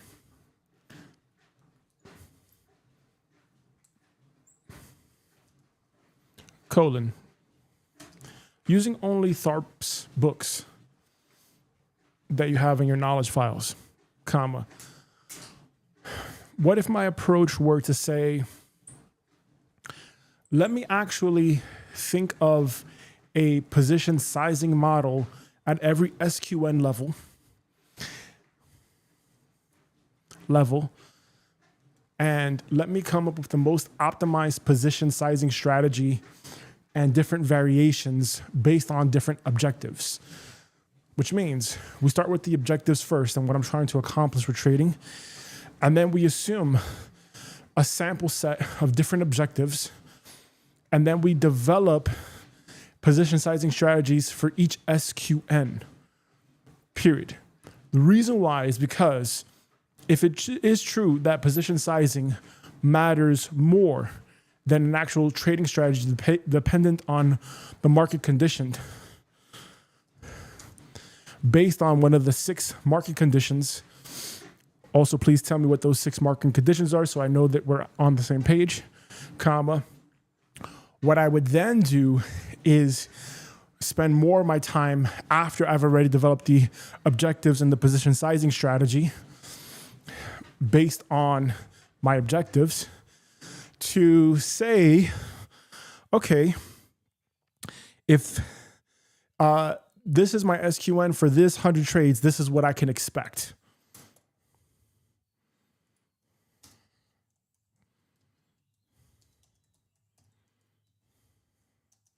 In terms of positive expectancy, period. Because the way that I see the markets and the way that I've done so much of the strategy stuff that I already know that my system has positive expectancy, but I haven't gone through the process of back testing 100 trades because from what I understand from Van is that it's actually it's a waste of time, essentially. And that it's far better for me to trade live with a very small size and then aggregate my actual expectancy from live trading, because I can basically try to curve fit trade based on the degrees of freedom. And I might try to make little fucking shortcuts or whatever. So my thinking is, let me actually trade the markets real time, paper trade it, and go live with it and feel actually what it's like to trade that specific time frame and that specific instrument and go through the process live and do this for up to 30 to 100 trades, period. And that I need to ask myself if it's even possible with the software that I have to position size the way that I would want to, period. Because it wouldn't make sense to come up with the strategy and then think, okay, this is how I would take this trade over here and add size over to this level when I can't even physically do it using the software that I have. Does that make sense? Question mark.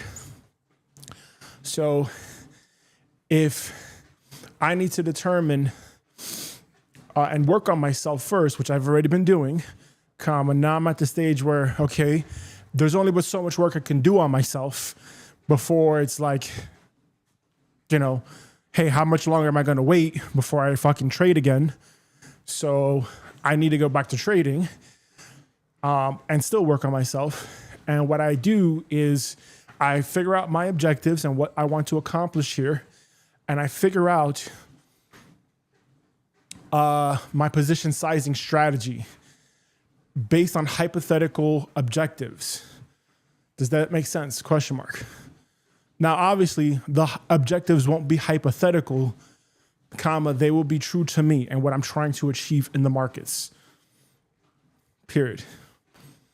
But I'm asking you if, let's say, I were to just focus on figuring out my objectives first and then figuring out my position sizing models / strategies based on those objectives, comma, I'm thinking that I can create an entire playbook, a database of position sizing strategies that I can equip to a specific strategy that has an SQN of, let's say, 2 or higher or something like this, period. Thoughts on all this? Question mark. Please grade my thinking here out of 100%.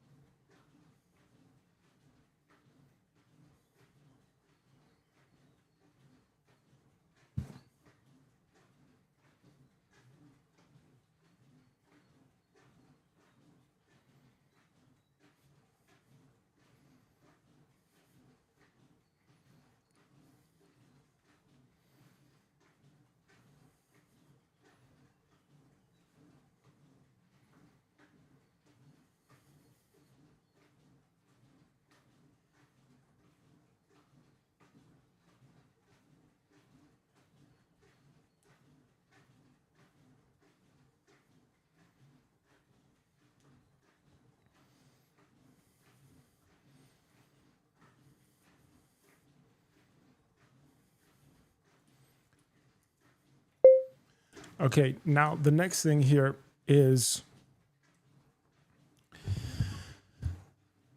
let's assume. Okay, now the next question is, when it comes to the knowledge that you have from the books, comma, I basically gave you the entire book of Definitive Guide to Position Sizing, period.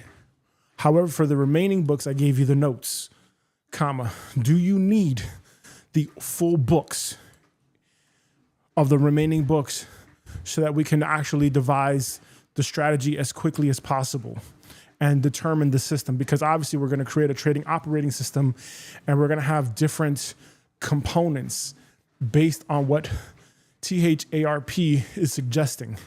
And this is probably the only person that I would honestly trust to help me with the goal of not only becoming a consistently profitable trader in the short term, but also building wealth. And my goal is to generate $1 billion over a 10-year period maximum. So my goal would be to be as aggressive and yet logical as possible and make sure that the numbers are there to support that. So to grow a small account into a large account like Richard Dennis did, comma, I would need to make sure that we're very accurate here. And I'm going to do the work of back testing and trading live with the small size, whatever, comma. But I'm asking you right now is, do you have enough data for us to proceed, or do you need the full books? Question mark. I gave you, again, the full book of position sizing, comma, but I gave you only the notes of the other books, period. Do you need the full book context with diagrams and all that stuff to understand what to do? So we can build this trading operating system as efficiently as possible. Because this would remind me to personal brand and creating content, where before I even create a piece of content, I want to have a system and I want to know my objectives for the system, and I want to know what's my long game. So I see it the exact same way here with trading. I want to know my long game before I even take a trade. So that way I can determine my time frames, I can determine my SQN, all that stuff.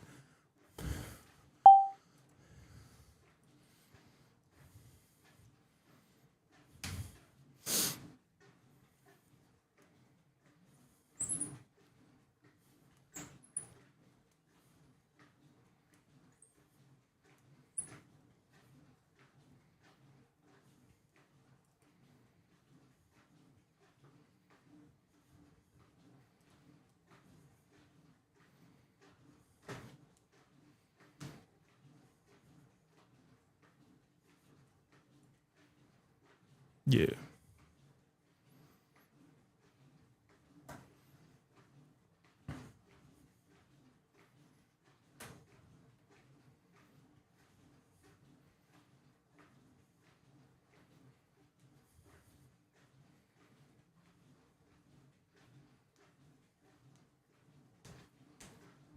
Okay.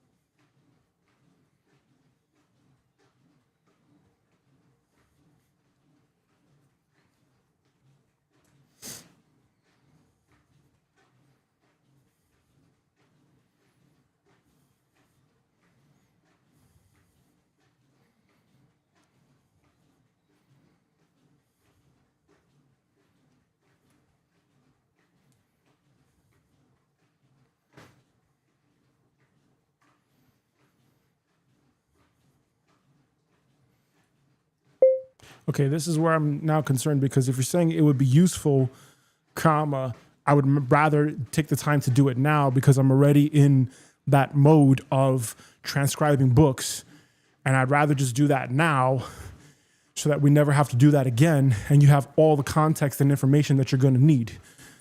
Period. Thoughts? Question mark.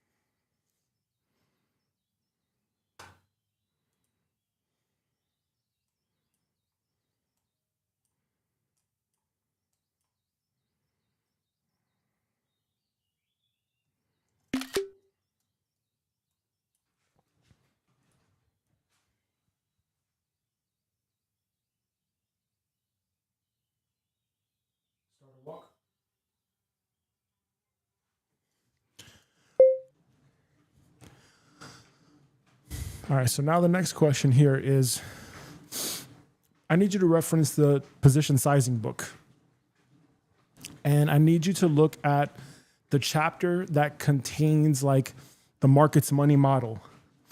And I need you to look at specifically that 5-step process and the diagrams.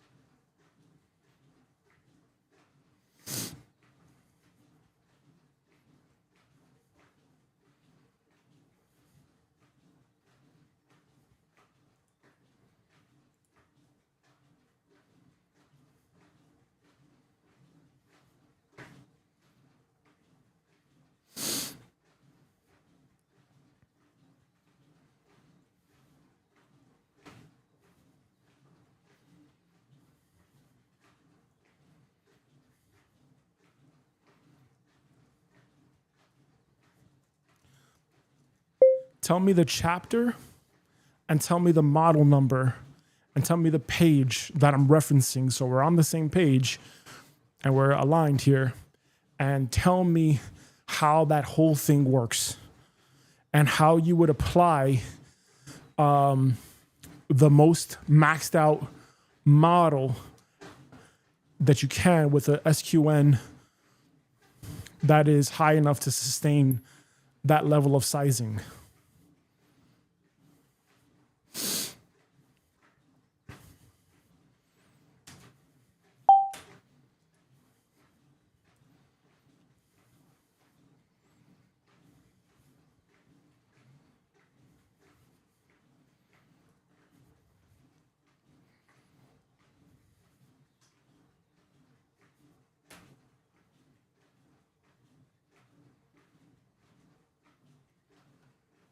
Yes.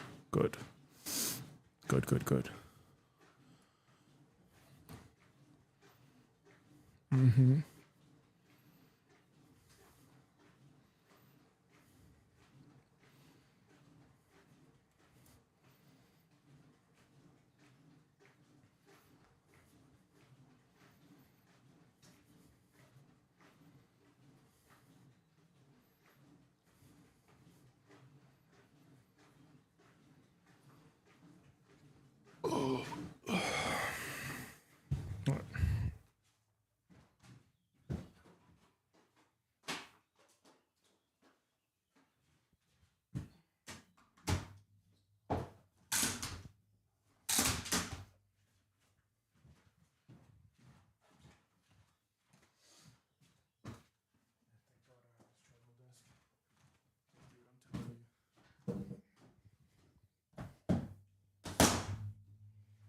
I'm so grateful I've got this treadmill desk. I want someone to sponsor me. I want someone to sponsor me here.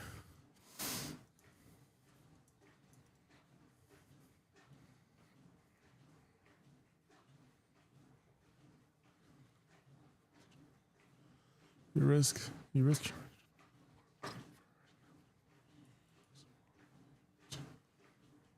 risk your original core amount first.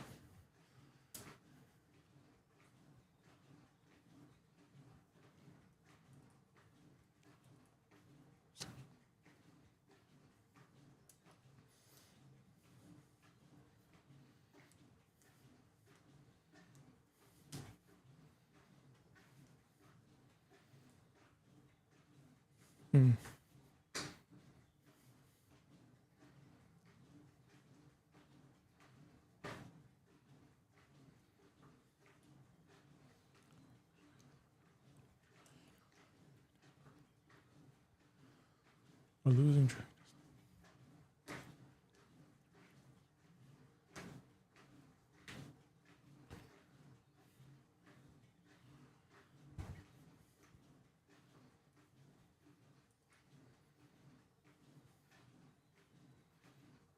Darv's point is though a losing trade does not eat further into starting equity beyond the original.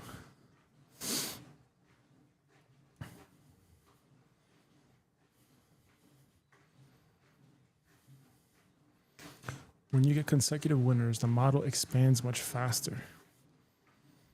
A losing trade does not eat further into starting equity.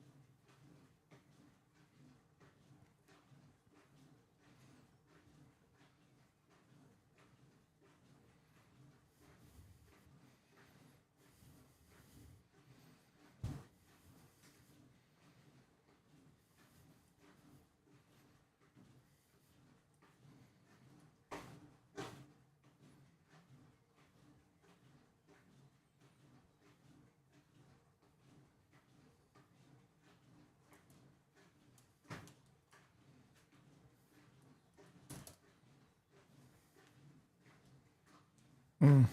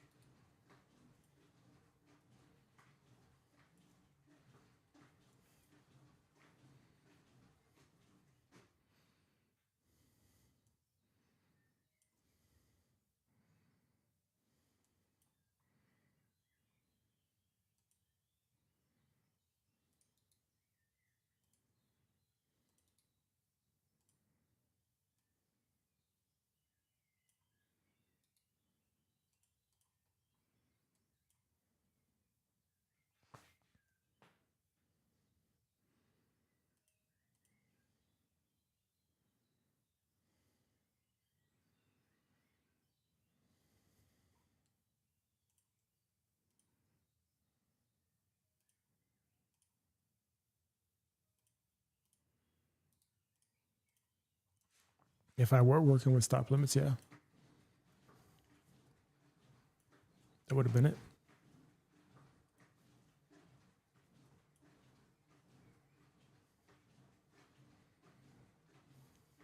Retest at the box.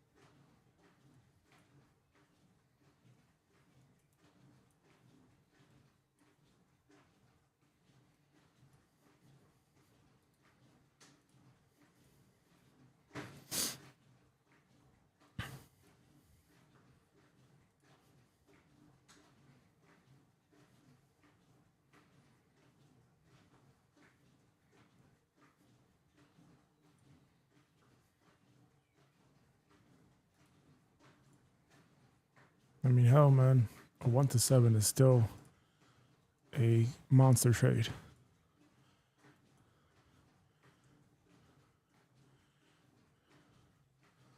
That's a huge difference.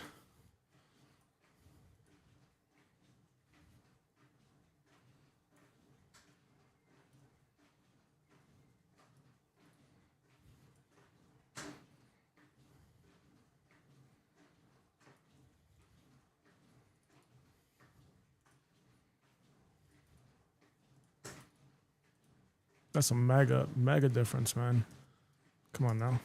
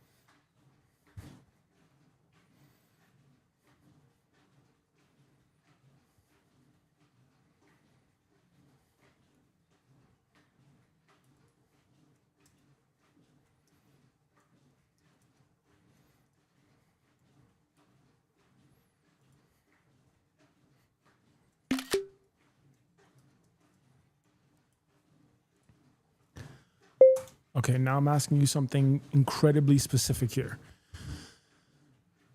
And that is, again, getting back to this 3-step markets money model.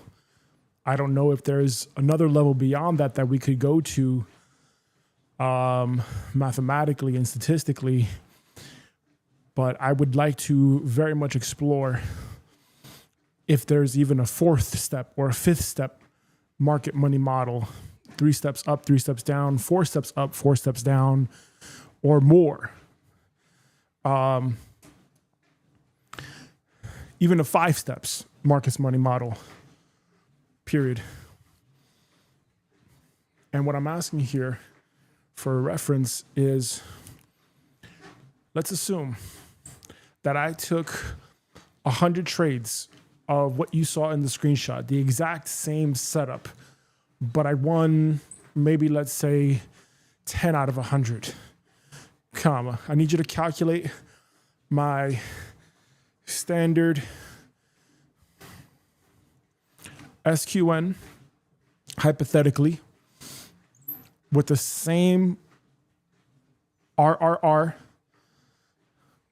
comma, and determine what could be a hypothetical standard deviation and all that stuff, period.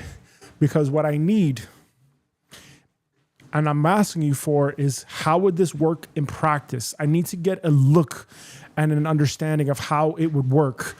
Because the way that I see it is, I'm not going to go about building a trading system, taking 100 trades, and then not even knowing how I'm going to position size. I would want to get a feel for how I'm going to position size before I even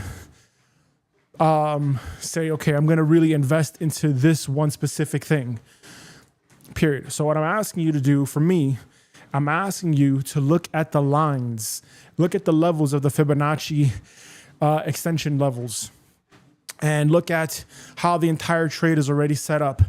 And I need you to tell me how it would work like in terms of where I would add size, where I would take based on a 3-step market money model, or even a 4-step market money model, because Van is only giving you hypothetical, possible situations, comma. But obviously he did not have ChatGPT in his era, and I do. So I want to make sure that I understand what I'm actually trying to go for with position sizing before I even look at the strategy, the execution of the entries and the exits and shit. Period. I want to basically know, like, how would I appropriately size? Period. Would I size by the candle? So every single time that a 30-minute candle prints, I add more size. Do I size by the level? So that every single time the trade goes to a level and then retraces, I add more size, or I take away size, or whatever. And how would that actually work if, let's say, I knew that my largest loss would be minus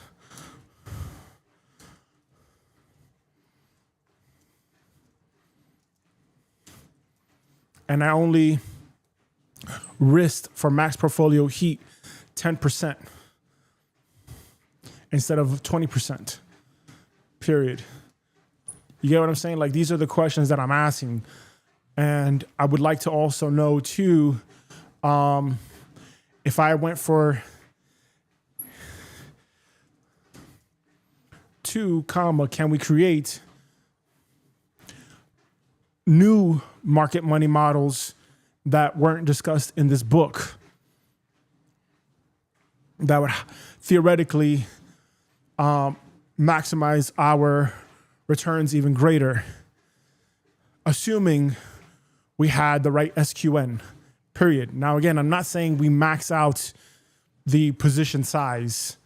I'm not saying we go all in 100% of the account on a trade. What I'm saying is, if, let's say, we assume that this is how markets money model works, comma, how would I effectively incorporate that into this example that I'm showing you in the screenshot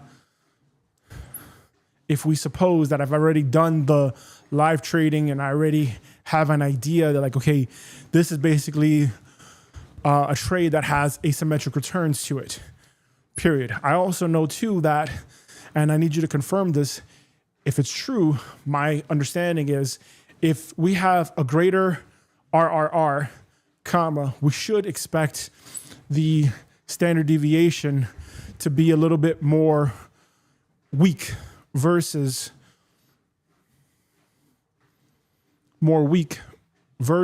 if we had a tighter RRR like a 1 to 2 or a 1 to 3, we should expect our SQN standard deviation to be stronger, which means our SQN would then be stronger as well.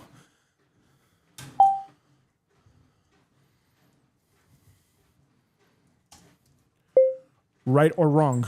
Question mark. So I need you to look through the book and determine if my standard deviation is determined on and SQN are reliant on lower risk reward ratios, or if it's the opposite. Let's see what happens. From what I remember, it is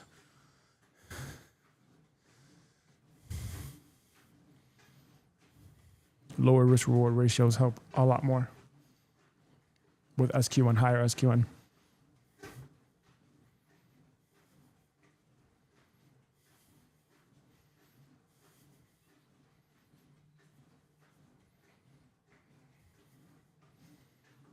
Either which way, we gotta get to audit, like, copying the full books then, if that's the case.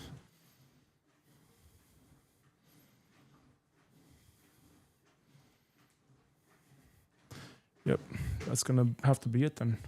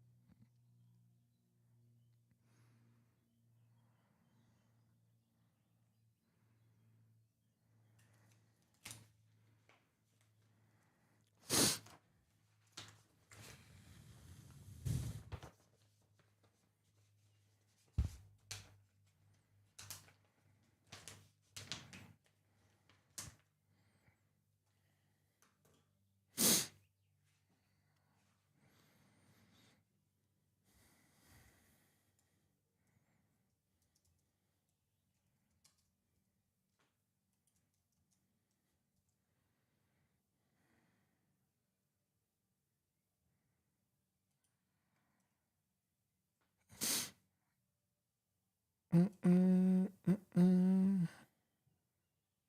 mean, you see, you get this massive boost just from doing that stuff.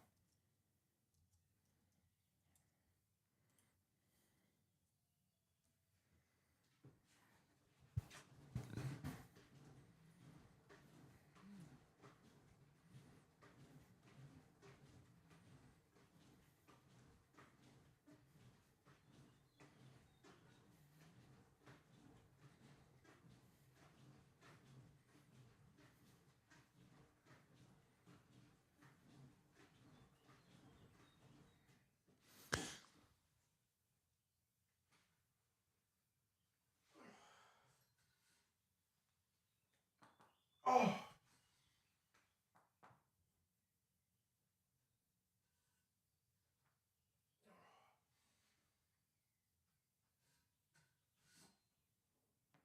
Oh. God, dang it.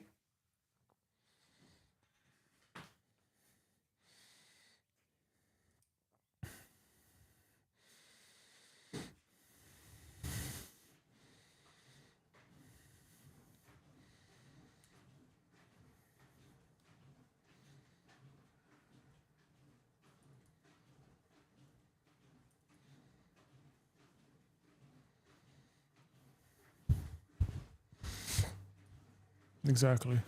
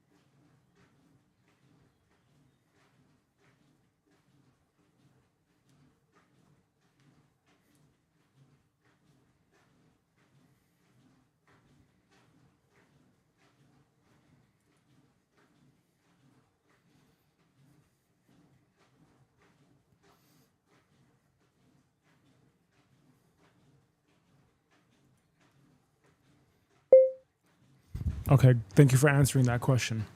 So now the next thing that I want to confirm with you here is, so is Tharp saying that he does not use pyramiding, and that basically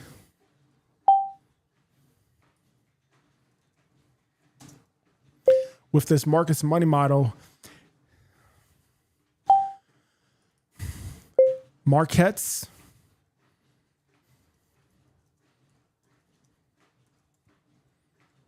comma, essentially what he is doing is he is basically increasing his risk per trade, and he's not, what the fuck?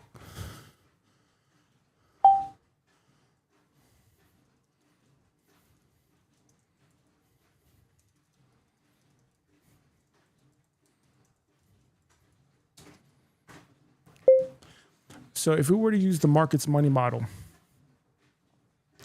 comma, if I'm understanding this correctly, and please grade my understanding with green checks and red X's so that I can quickly scan your response, is basically you're saying that if I take a trade system that has, let's say hypothetically, a 1:3 RRR, and that my win rate is perhaps 60%, period. What I would do in Van's explanation of the markets money model is that I'm basically looking to just increase the percentage of my risk size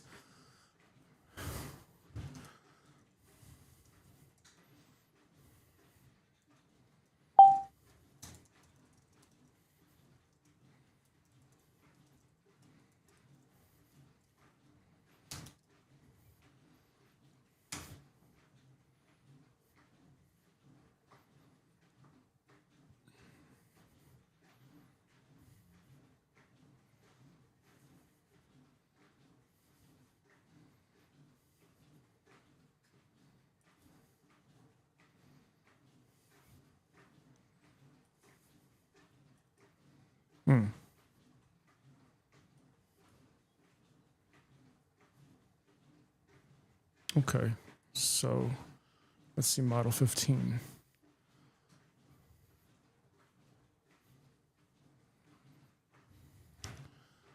Model 15.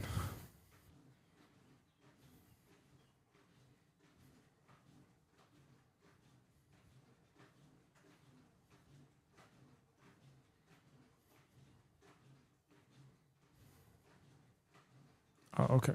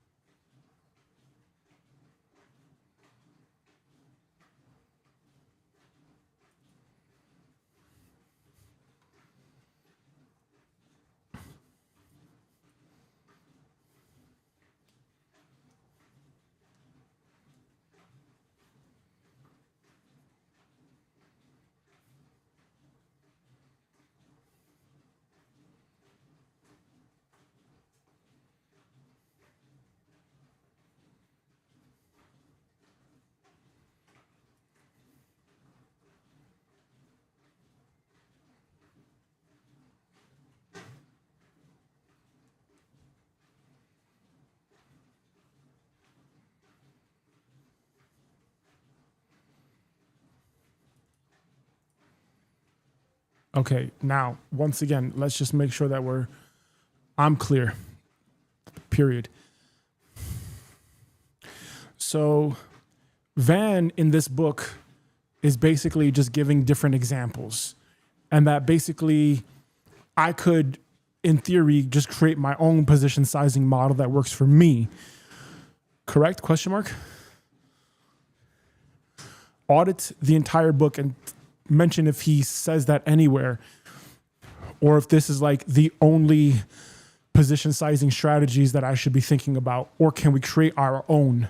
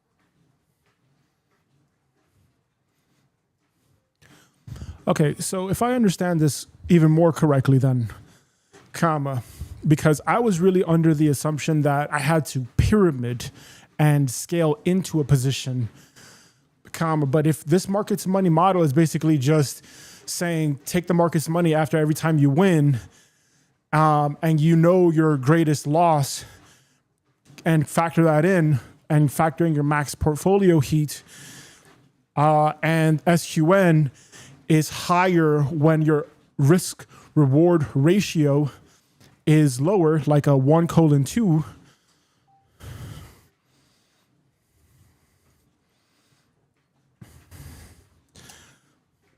or even a 1:1 or something, then basically I want to make sure that I have a very high enough win rate with a high enough standard deviation to have a high enough SQN, and that I need my EXPECTUNITY to be high enough, so that way I know I have plenty of trades to get to 100 trade sample size, basically. Is this correct so far? Question mark.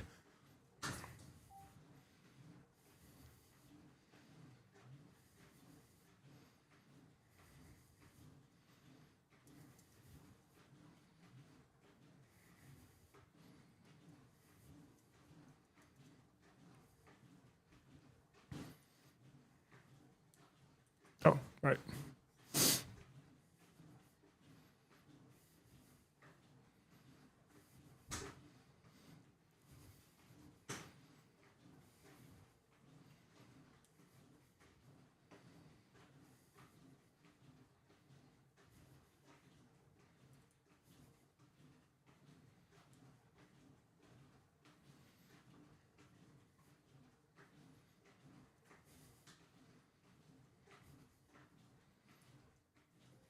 Okay, so my bad on that one. So basically, just to confirm that last point.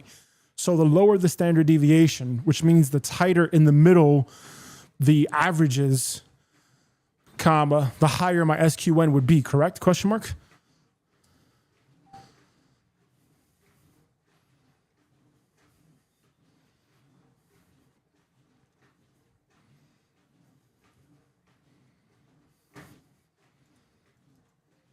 Okay, so basically, like if I go for a 1:2, I basically need to just make sure that my standard deviation is very tight, so that the average is basically, you go for a 1:2R ratio.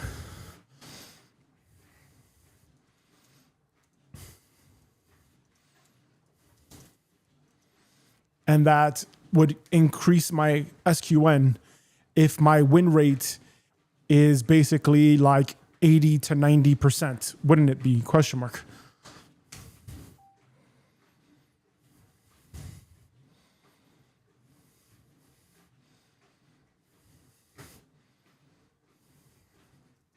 Well, then what the fuck? Well, then what the fuck? So if I just literally did this all the time,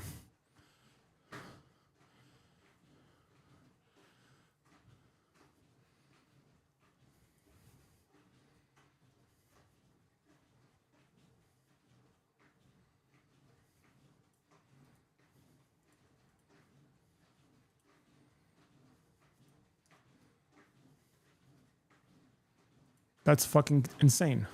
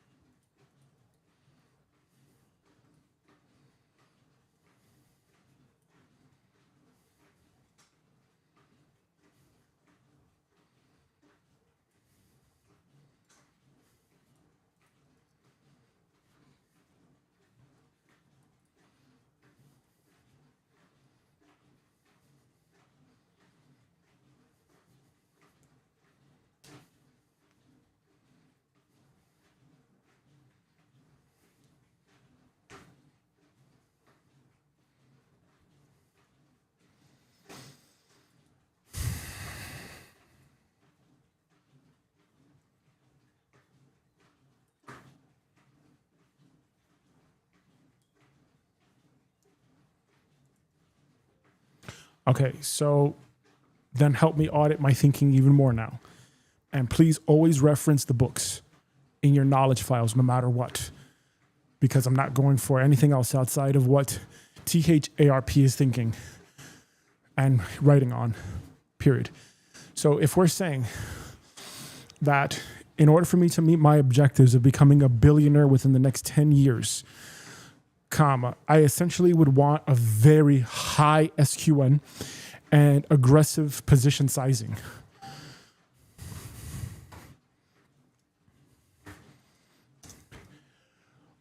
By determining my objectives first, my max drawdown, and figuring out what my risk of ruin is, and taking 100 trades live to determine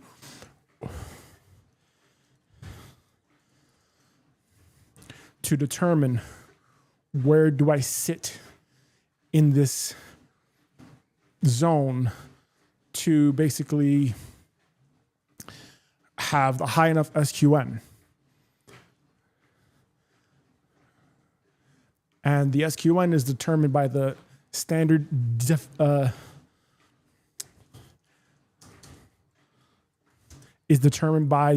standard deviation. And that the higher the multiple, comma, the higher the standard deviation, which means the poorer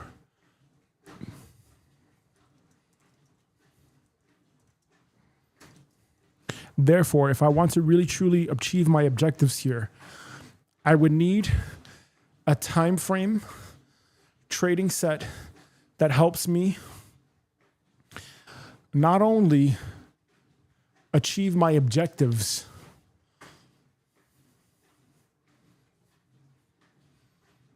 but also helps me avoid things like slippage and can grow with me as I grow financially.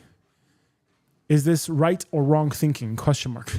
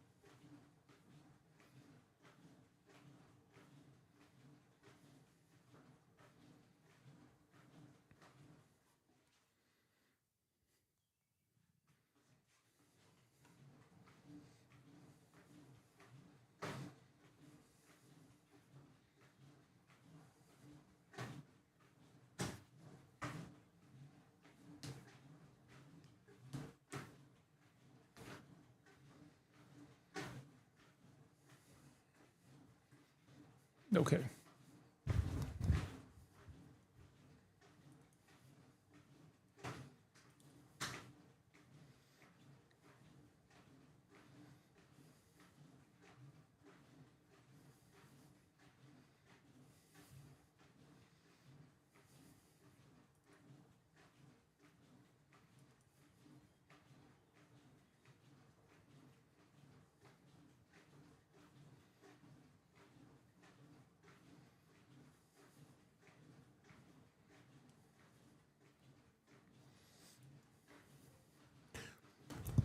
Okay, so just to confirm on that again, comma. Okay, I misspoke. Period. So if let's say the higher RRR, comma, it doesn't necessarily mean the worse that the SQN would be as long as my win rate is high enough.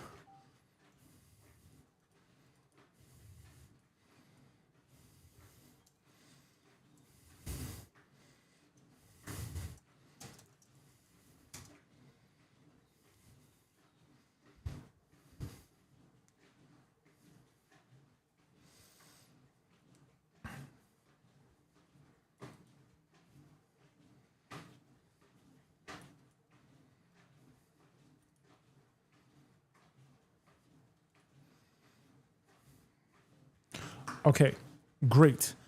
Now we're getting even closer now. So okay, so if that's the case, comma, what is the very first thing that THARP strongly encourages and recommends a trader that is very serious about achieving their objectives do first?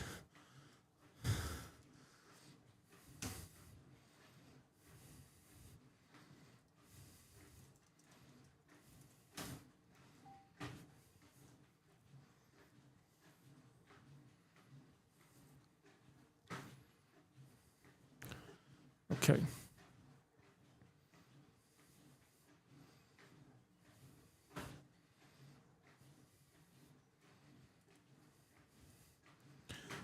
Okay, and after that, question mark?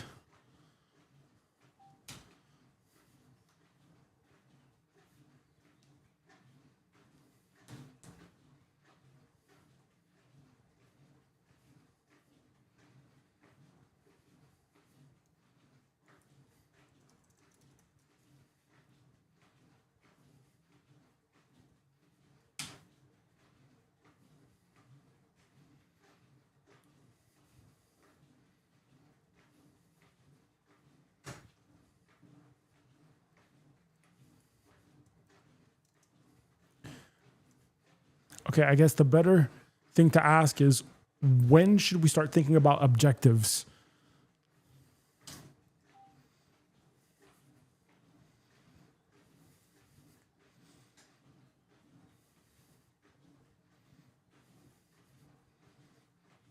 Okay.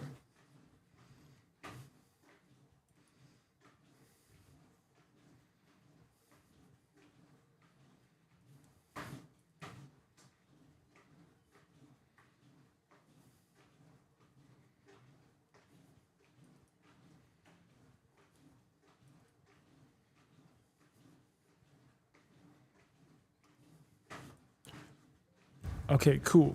So I have been doing all of this work on myself over the years. And I even took a year off to do all of the internal work and more based on what THARP has been saying, period. Since 2017, for example, I have been taking psychedelics every 6 months to a year. I've been doing emotional regulation work, belief clearing work, parts party, all that stuff that VAN talked about. Period. He never talked about psychedelics, but that's something that I do as a rapid accelerator of my consciousness, basically, period. So I believe that I'm already at that stage where, like, okay, there's only but so much self-work that I can do, and I've already cleared over 5,000 non-useful beliefs. for myself. And so now I'm at this stage, and I believe that I'm at the stage where it's like, okay, that's enough of the internal work. I'm going to continue to do that on the side. Yeah, sure. But that's not the secret sauce anymore for me. So having said that, the reason why I'm bringing this up is because I believe that I'm now ready to move on and actually say, hey, let's meet our objectives here, period. Now, having said that, I need you to take all the information that you have so far and let's actually really solidify this now, period. Imagine that you yourself are THARP, are a multi-billionaire trader, and you basically have used a lot of THARP's work to help you out, and you're passing that knowledge on to me. And you're guiding me through the process of becoming a multi-billion-dollar trader, period. I need you to ask me questions right now, one at a time, so that we can get really clear and locked in as to what the objectives are and what we're trying to accomplish here, period. I don't know if we should start with the business plan necessarily, because my business plan is to make money. That's it.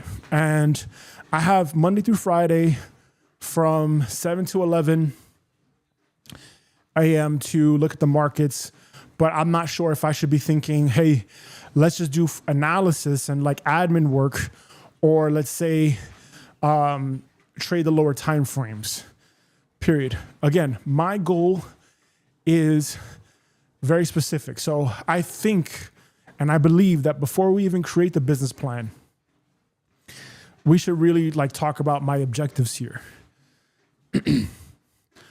Because from there, my objectives can determine like, okay, what am I trying to really do here?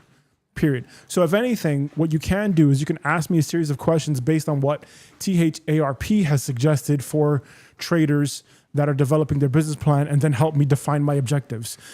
But either which way, I need to really lock in and determine like, hey, what's my long game basically, and where am I trying to go?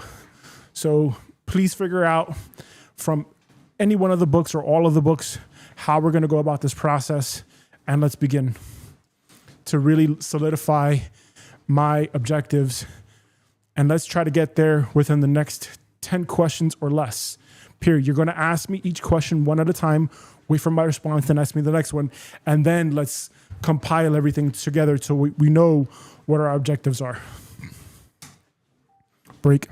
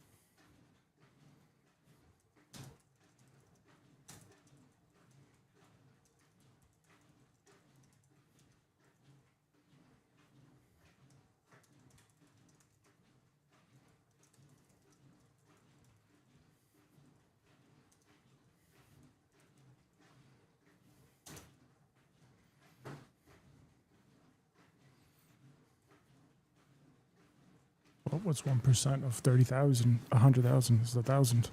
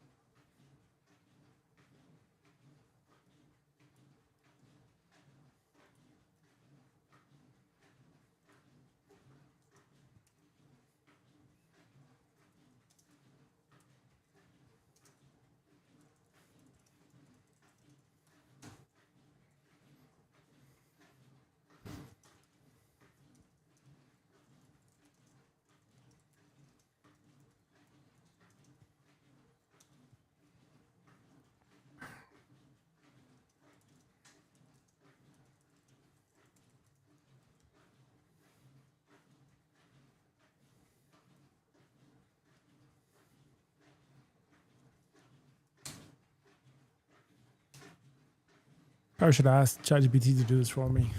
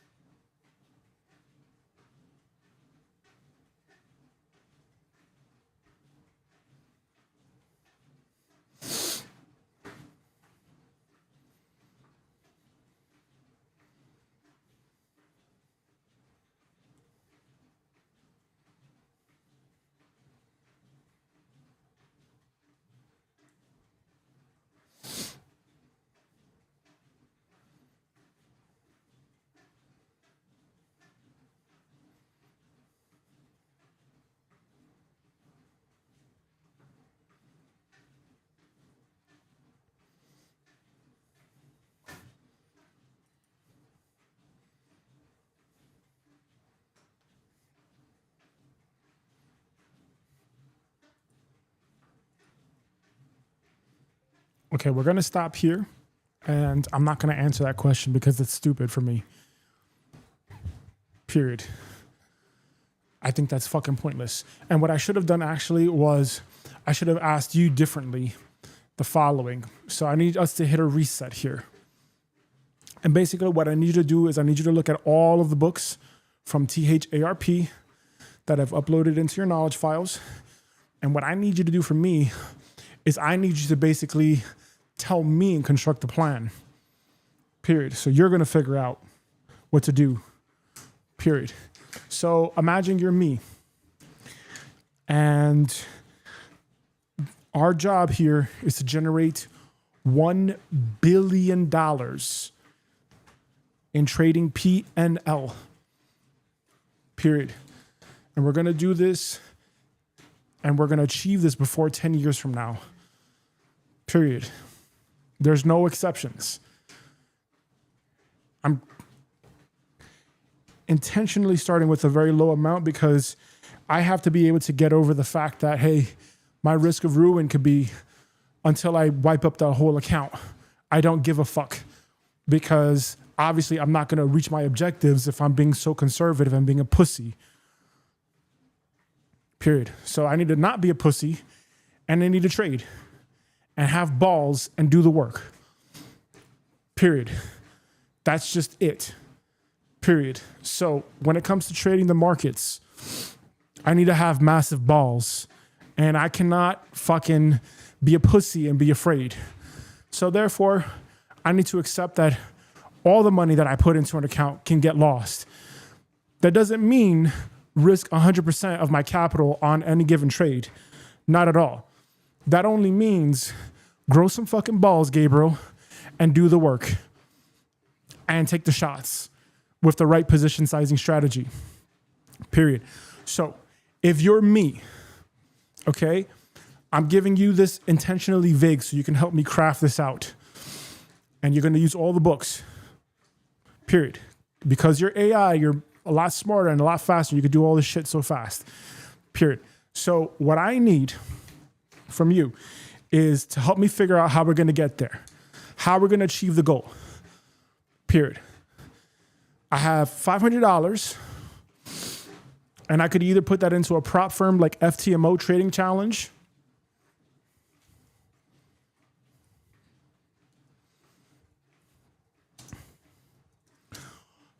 which again, we have to check their drawdown rules and all that shit, or I can trade that $500 through some random brokerage that's connected to TradingView so I can set my stop limit orders and all that shit. But either way, my objective here is real fucking simple. Period. My objective is to generate $1 billion in less than 10 years from now. 10 years would be the maximum. And I am looking for an SQN and the numbers that I would need to basically use to find a system. Because I could find any fucking system now and I could find any strategy. It's just doing it over and over and over again.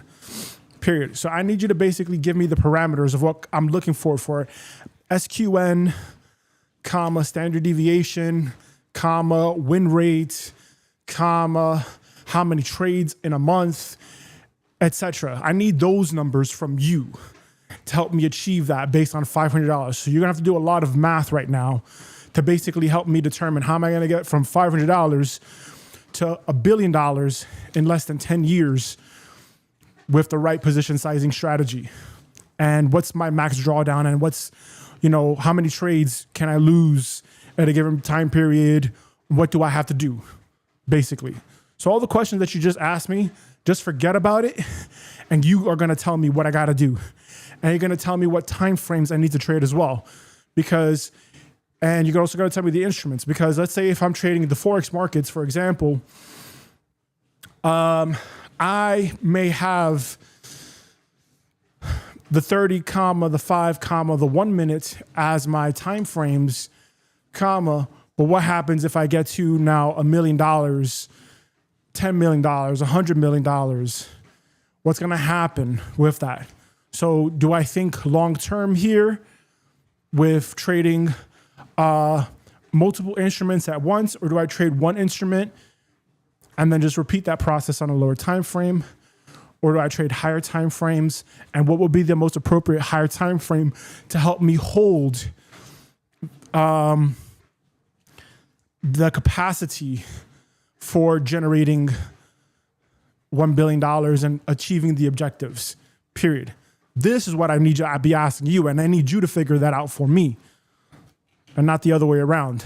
Because I realized that all these questions from Tharp were pre-AI era. And I'm not going to fucking hypothesize and shit. I need the actual math and the actual numbers to validate that, period. So you got to figure out, what are my trading time frames where I don't have so much AI interference, and I also have the right SQN, comma, I've got the right RRR, comma, I've got the right drawdown amount, et cetera, et cetera, et cetera, period. So forget all the questions that you asked me before, and you figure it out with my objective. My objective is generate $1 billion in the next 10 years or less. And I have $500 to start. How do I get there? Go.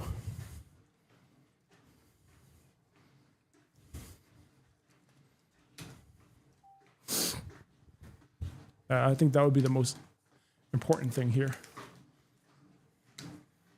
Yeah, basically. So do all the work for me, right? Right. That should have been my fucking focus here. Yeah, because then even still, then fuck it. I'm just going to go for a very simple R multiple.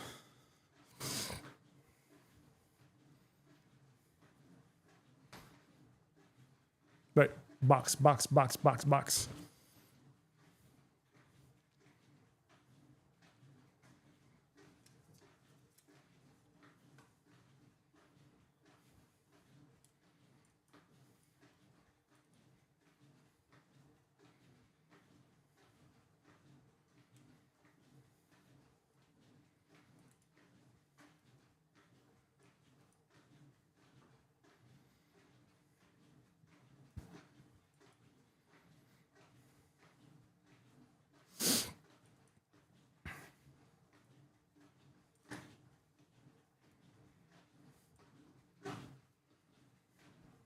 Okay.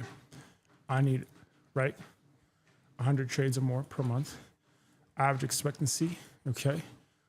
Standard deviation, normal max loss, okay.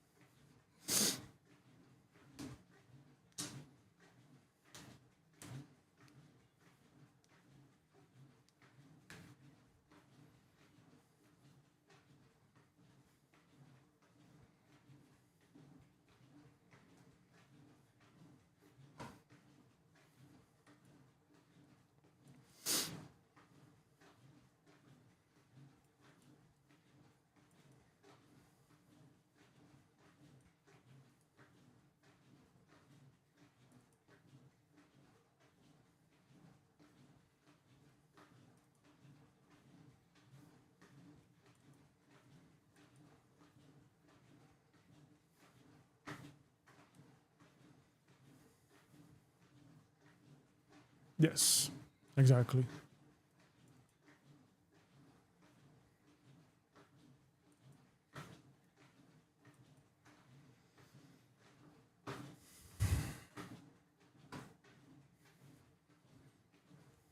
So then I would try to trade the box theory then.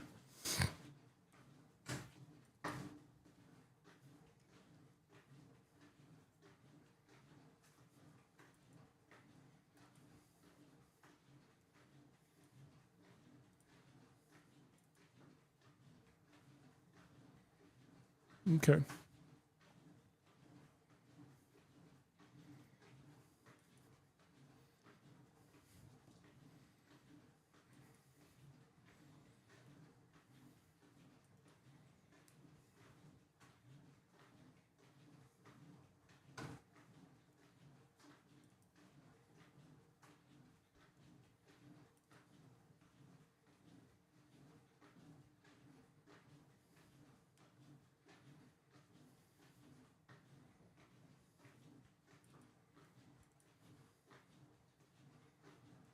Right.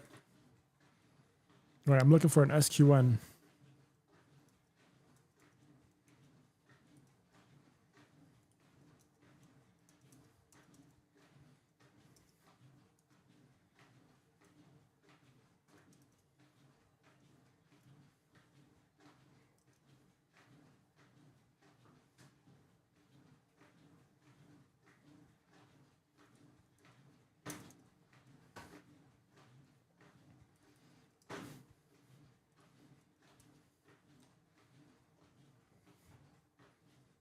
Okay.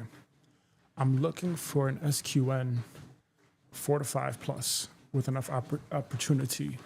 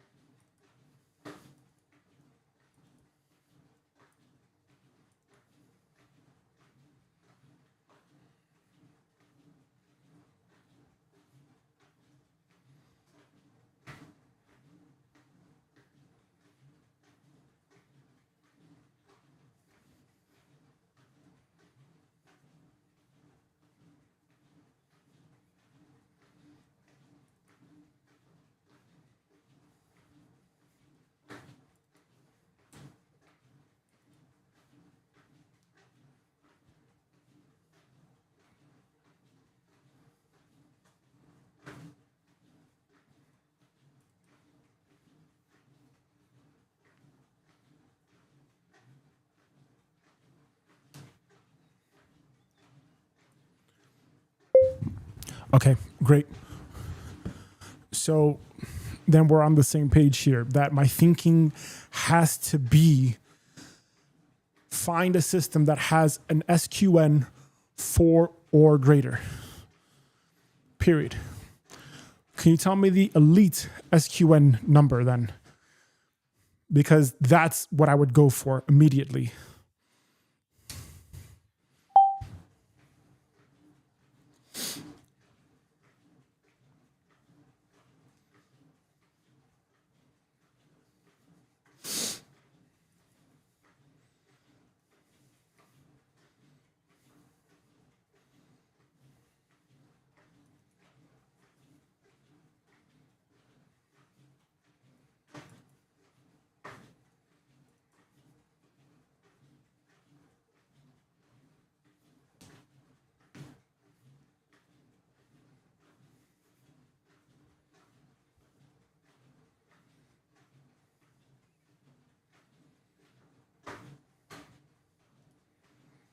All right, now, here's what I need you to do for me with the math now. If let's say I was going for the dream target SQN, which is 6 or higher, comma, I need you to basically give me some scenarios of what would my win rate need to be and what would my RRR need to be exactly every single time so that I can hit that objective.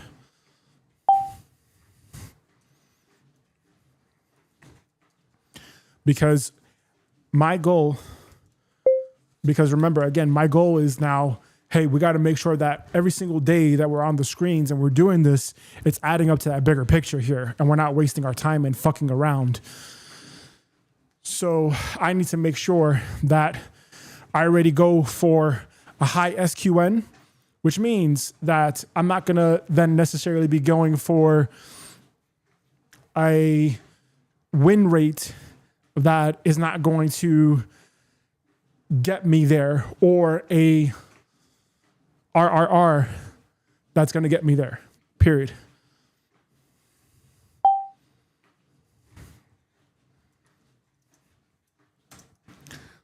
I need to make sure that it all gets me to there. You get what I'm saying? So if I need to hit my objective in less than 10 years and my SQN is at least a 6, comma, please do some math for me and tell me what my win rate and my target RRR would be.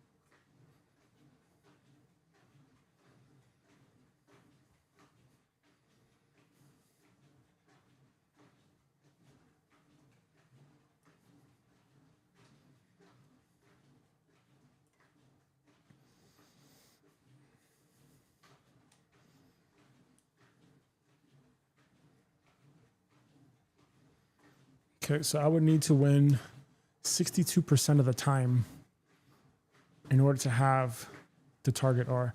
So 54% of the time, you need to win 54% of the time.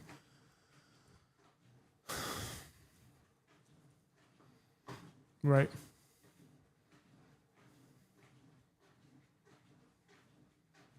Right. It's 1 to 3 with target win rates. 1 to 1.5, 1 to 3. 1 to 1.5, he's about 68%. 1 to 2, 62.4.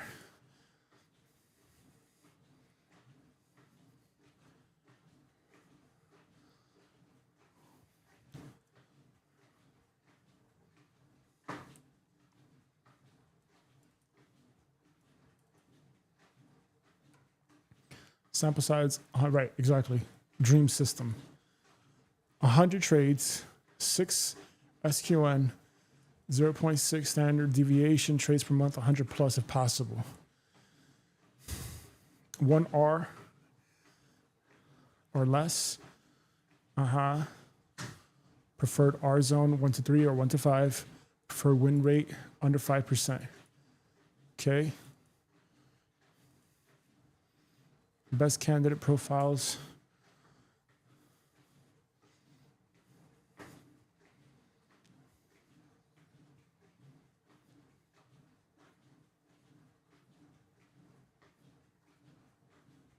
There you go.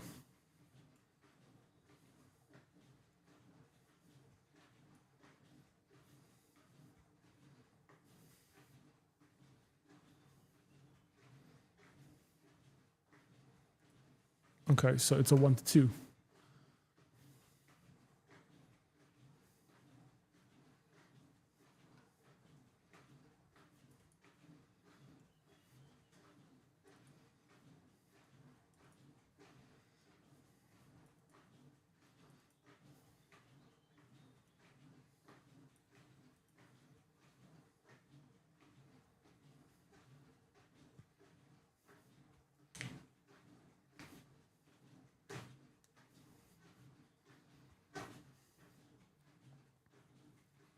So therefore, I may just have to ditch the Fibonacci, work with Darvis boxes, and just think that way.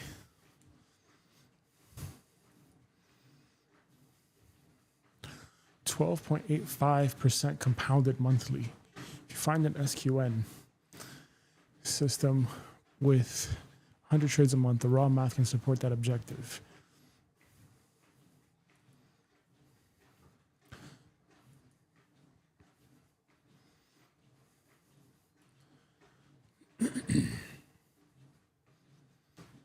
Risks per trade.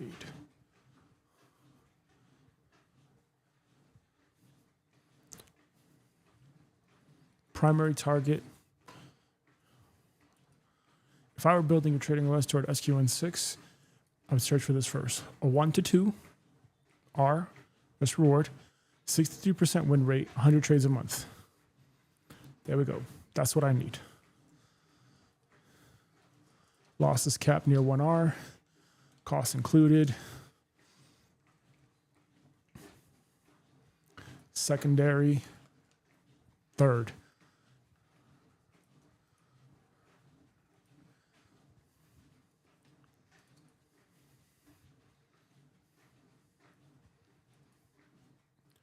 Dream target is SQN6 over 100 trades. To get through the math says you need one of these profiles. 1 to 2, 62% win rate. The best target for your mission is likely 1 to 2 R, 63% win rate.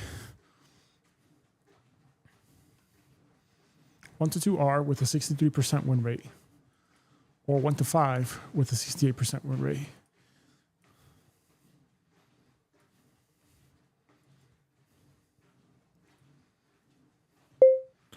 Okay, so then assuming that I go for 1:2 RR with 63% win rate on 100 trades per month. Comma, please confirm that on a $500 starting account with no prop firm funding, just me trading a specific setup over and over and over again on a series of instruments, comma, and I hit 100 trades per month and I do achieve those numbers every single month, comma, will I achieve my objective?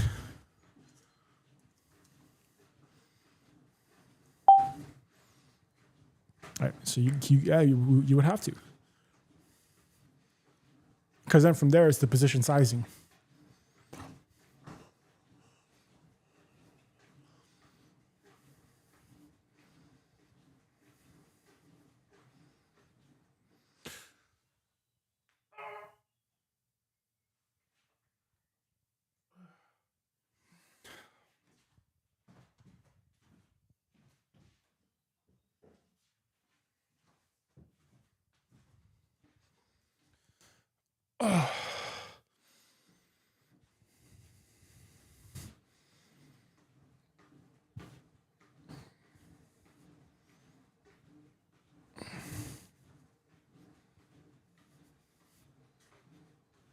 How many trades per? It's 25 trades a week. That's about 5-6 trades a day.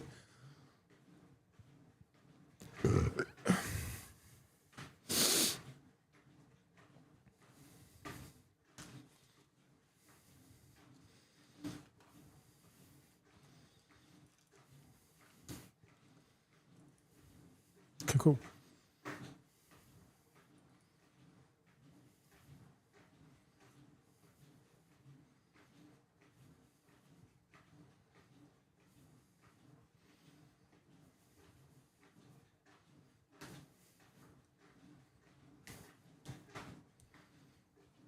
Yep. There we go. So this is where we are.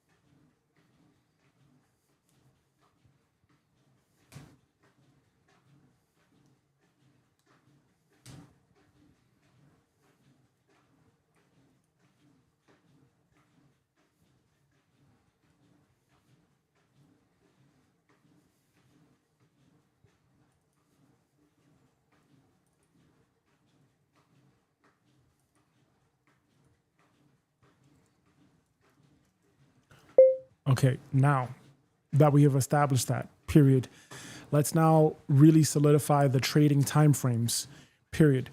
If trading timeframes are a 4-6 multiple of the previous time frame,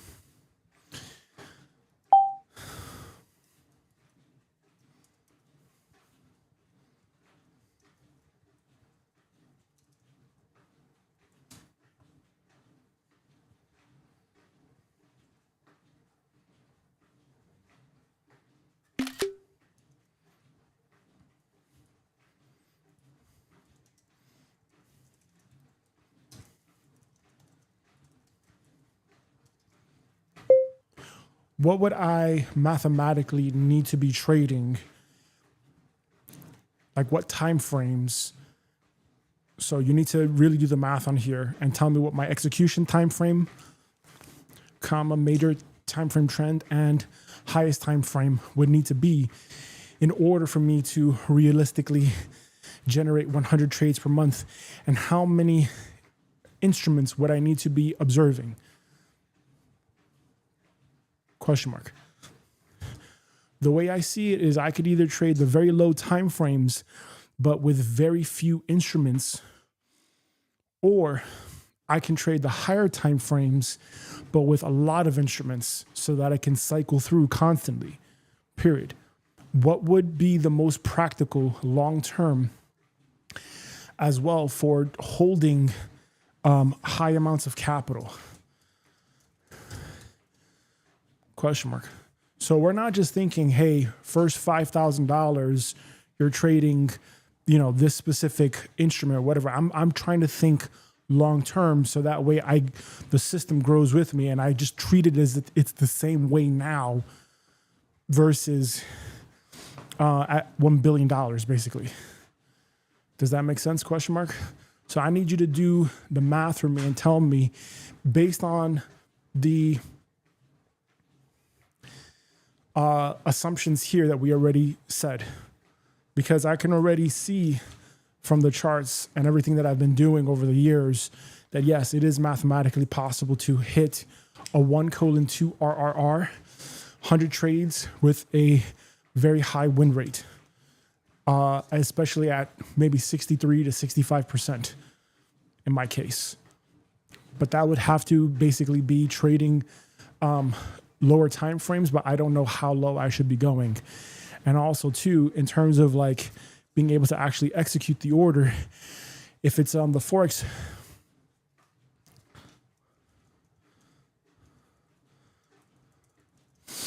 comma, will I be able to trade enough non-correlated markets or instruments to help me through this period and help me achieve my sample size, period?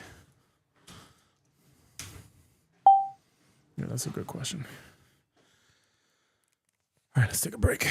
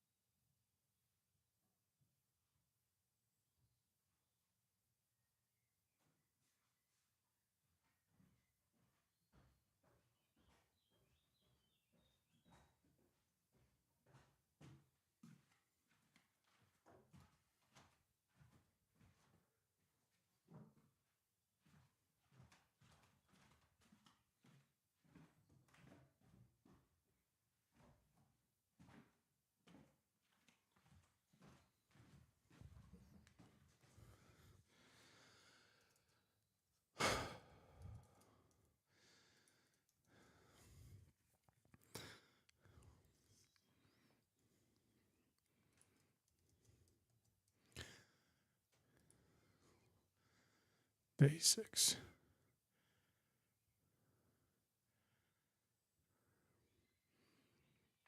Okay, we're at day 7.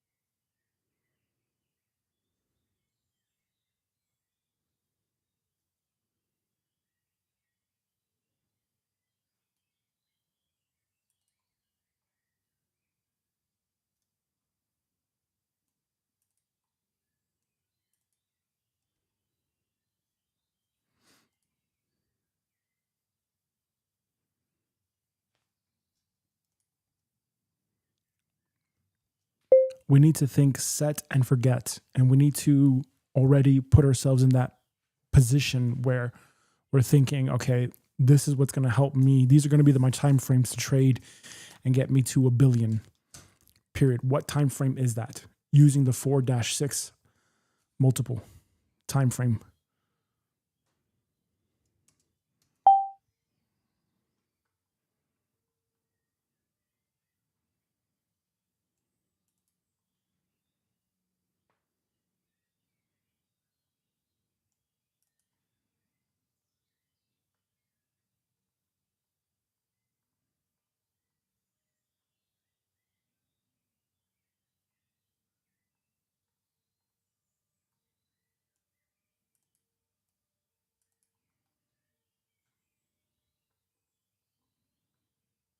Wow, that's exactly what I put down too. I put down the 4 hour, the 1 hour, and the 15. All right, break.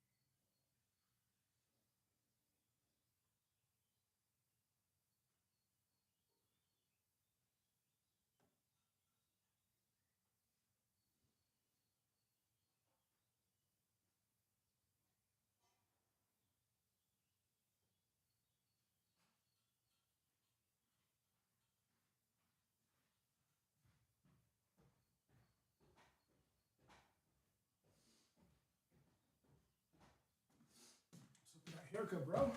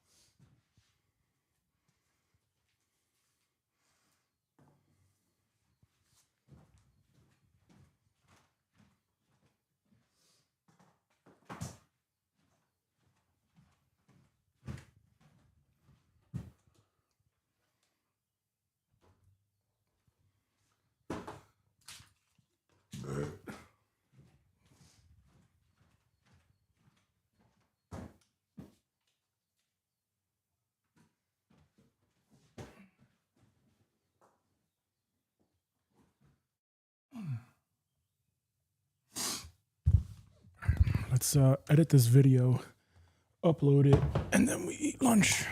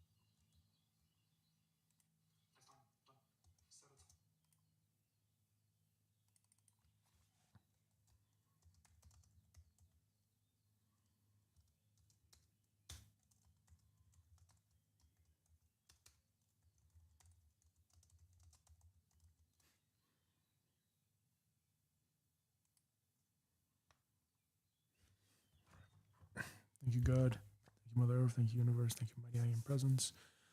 Thank you, Great Divine Spirit Team. Thank you, Subconscious Mind. Thank you, Great White Brother, to the highest vibrational frequency and consciousness who loves me unconditionally. Thank you, God, for this blessed and sacred meal.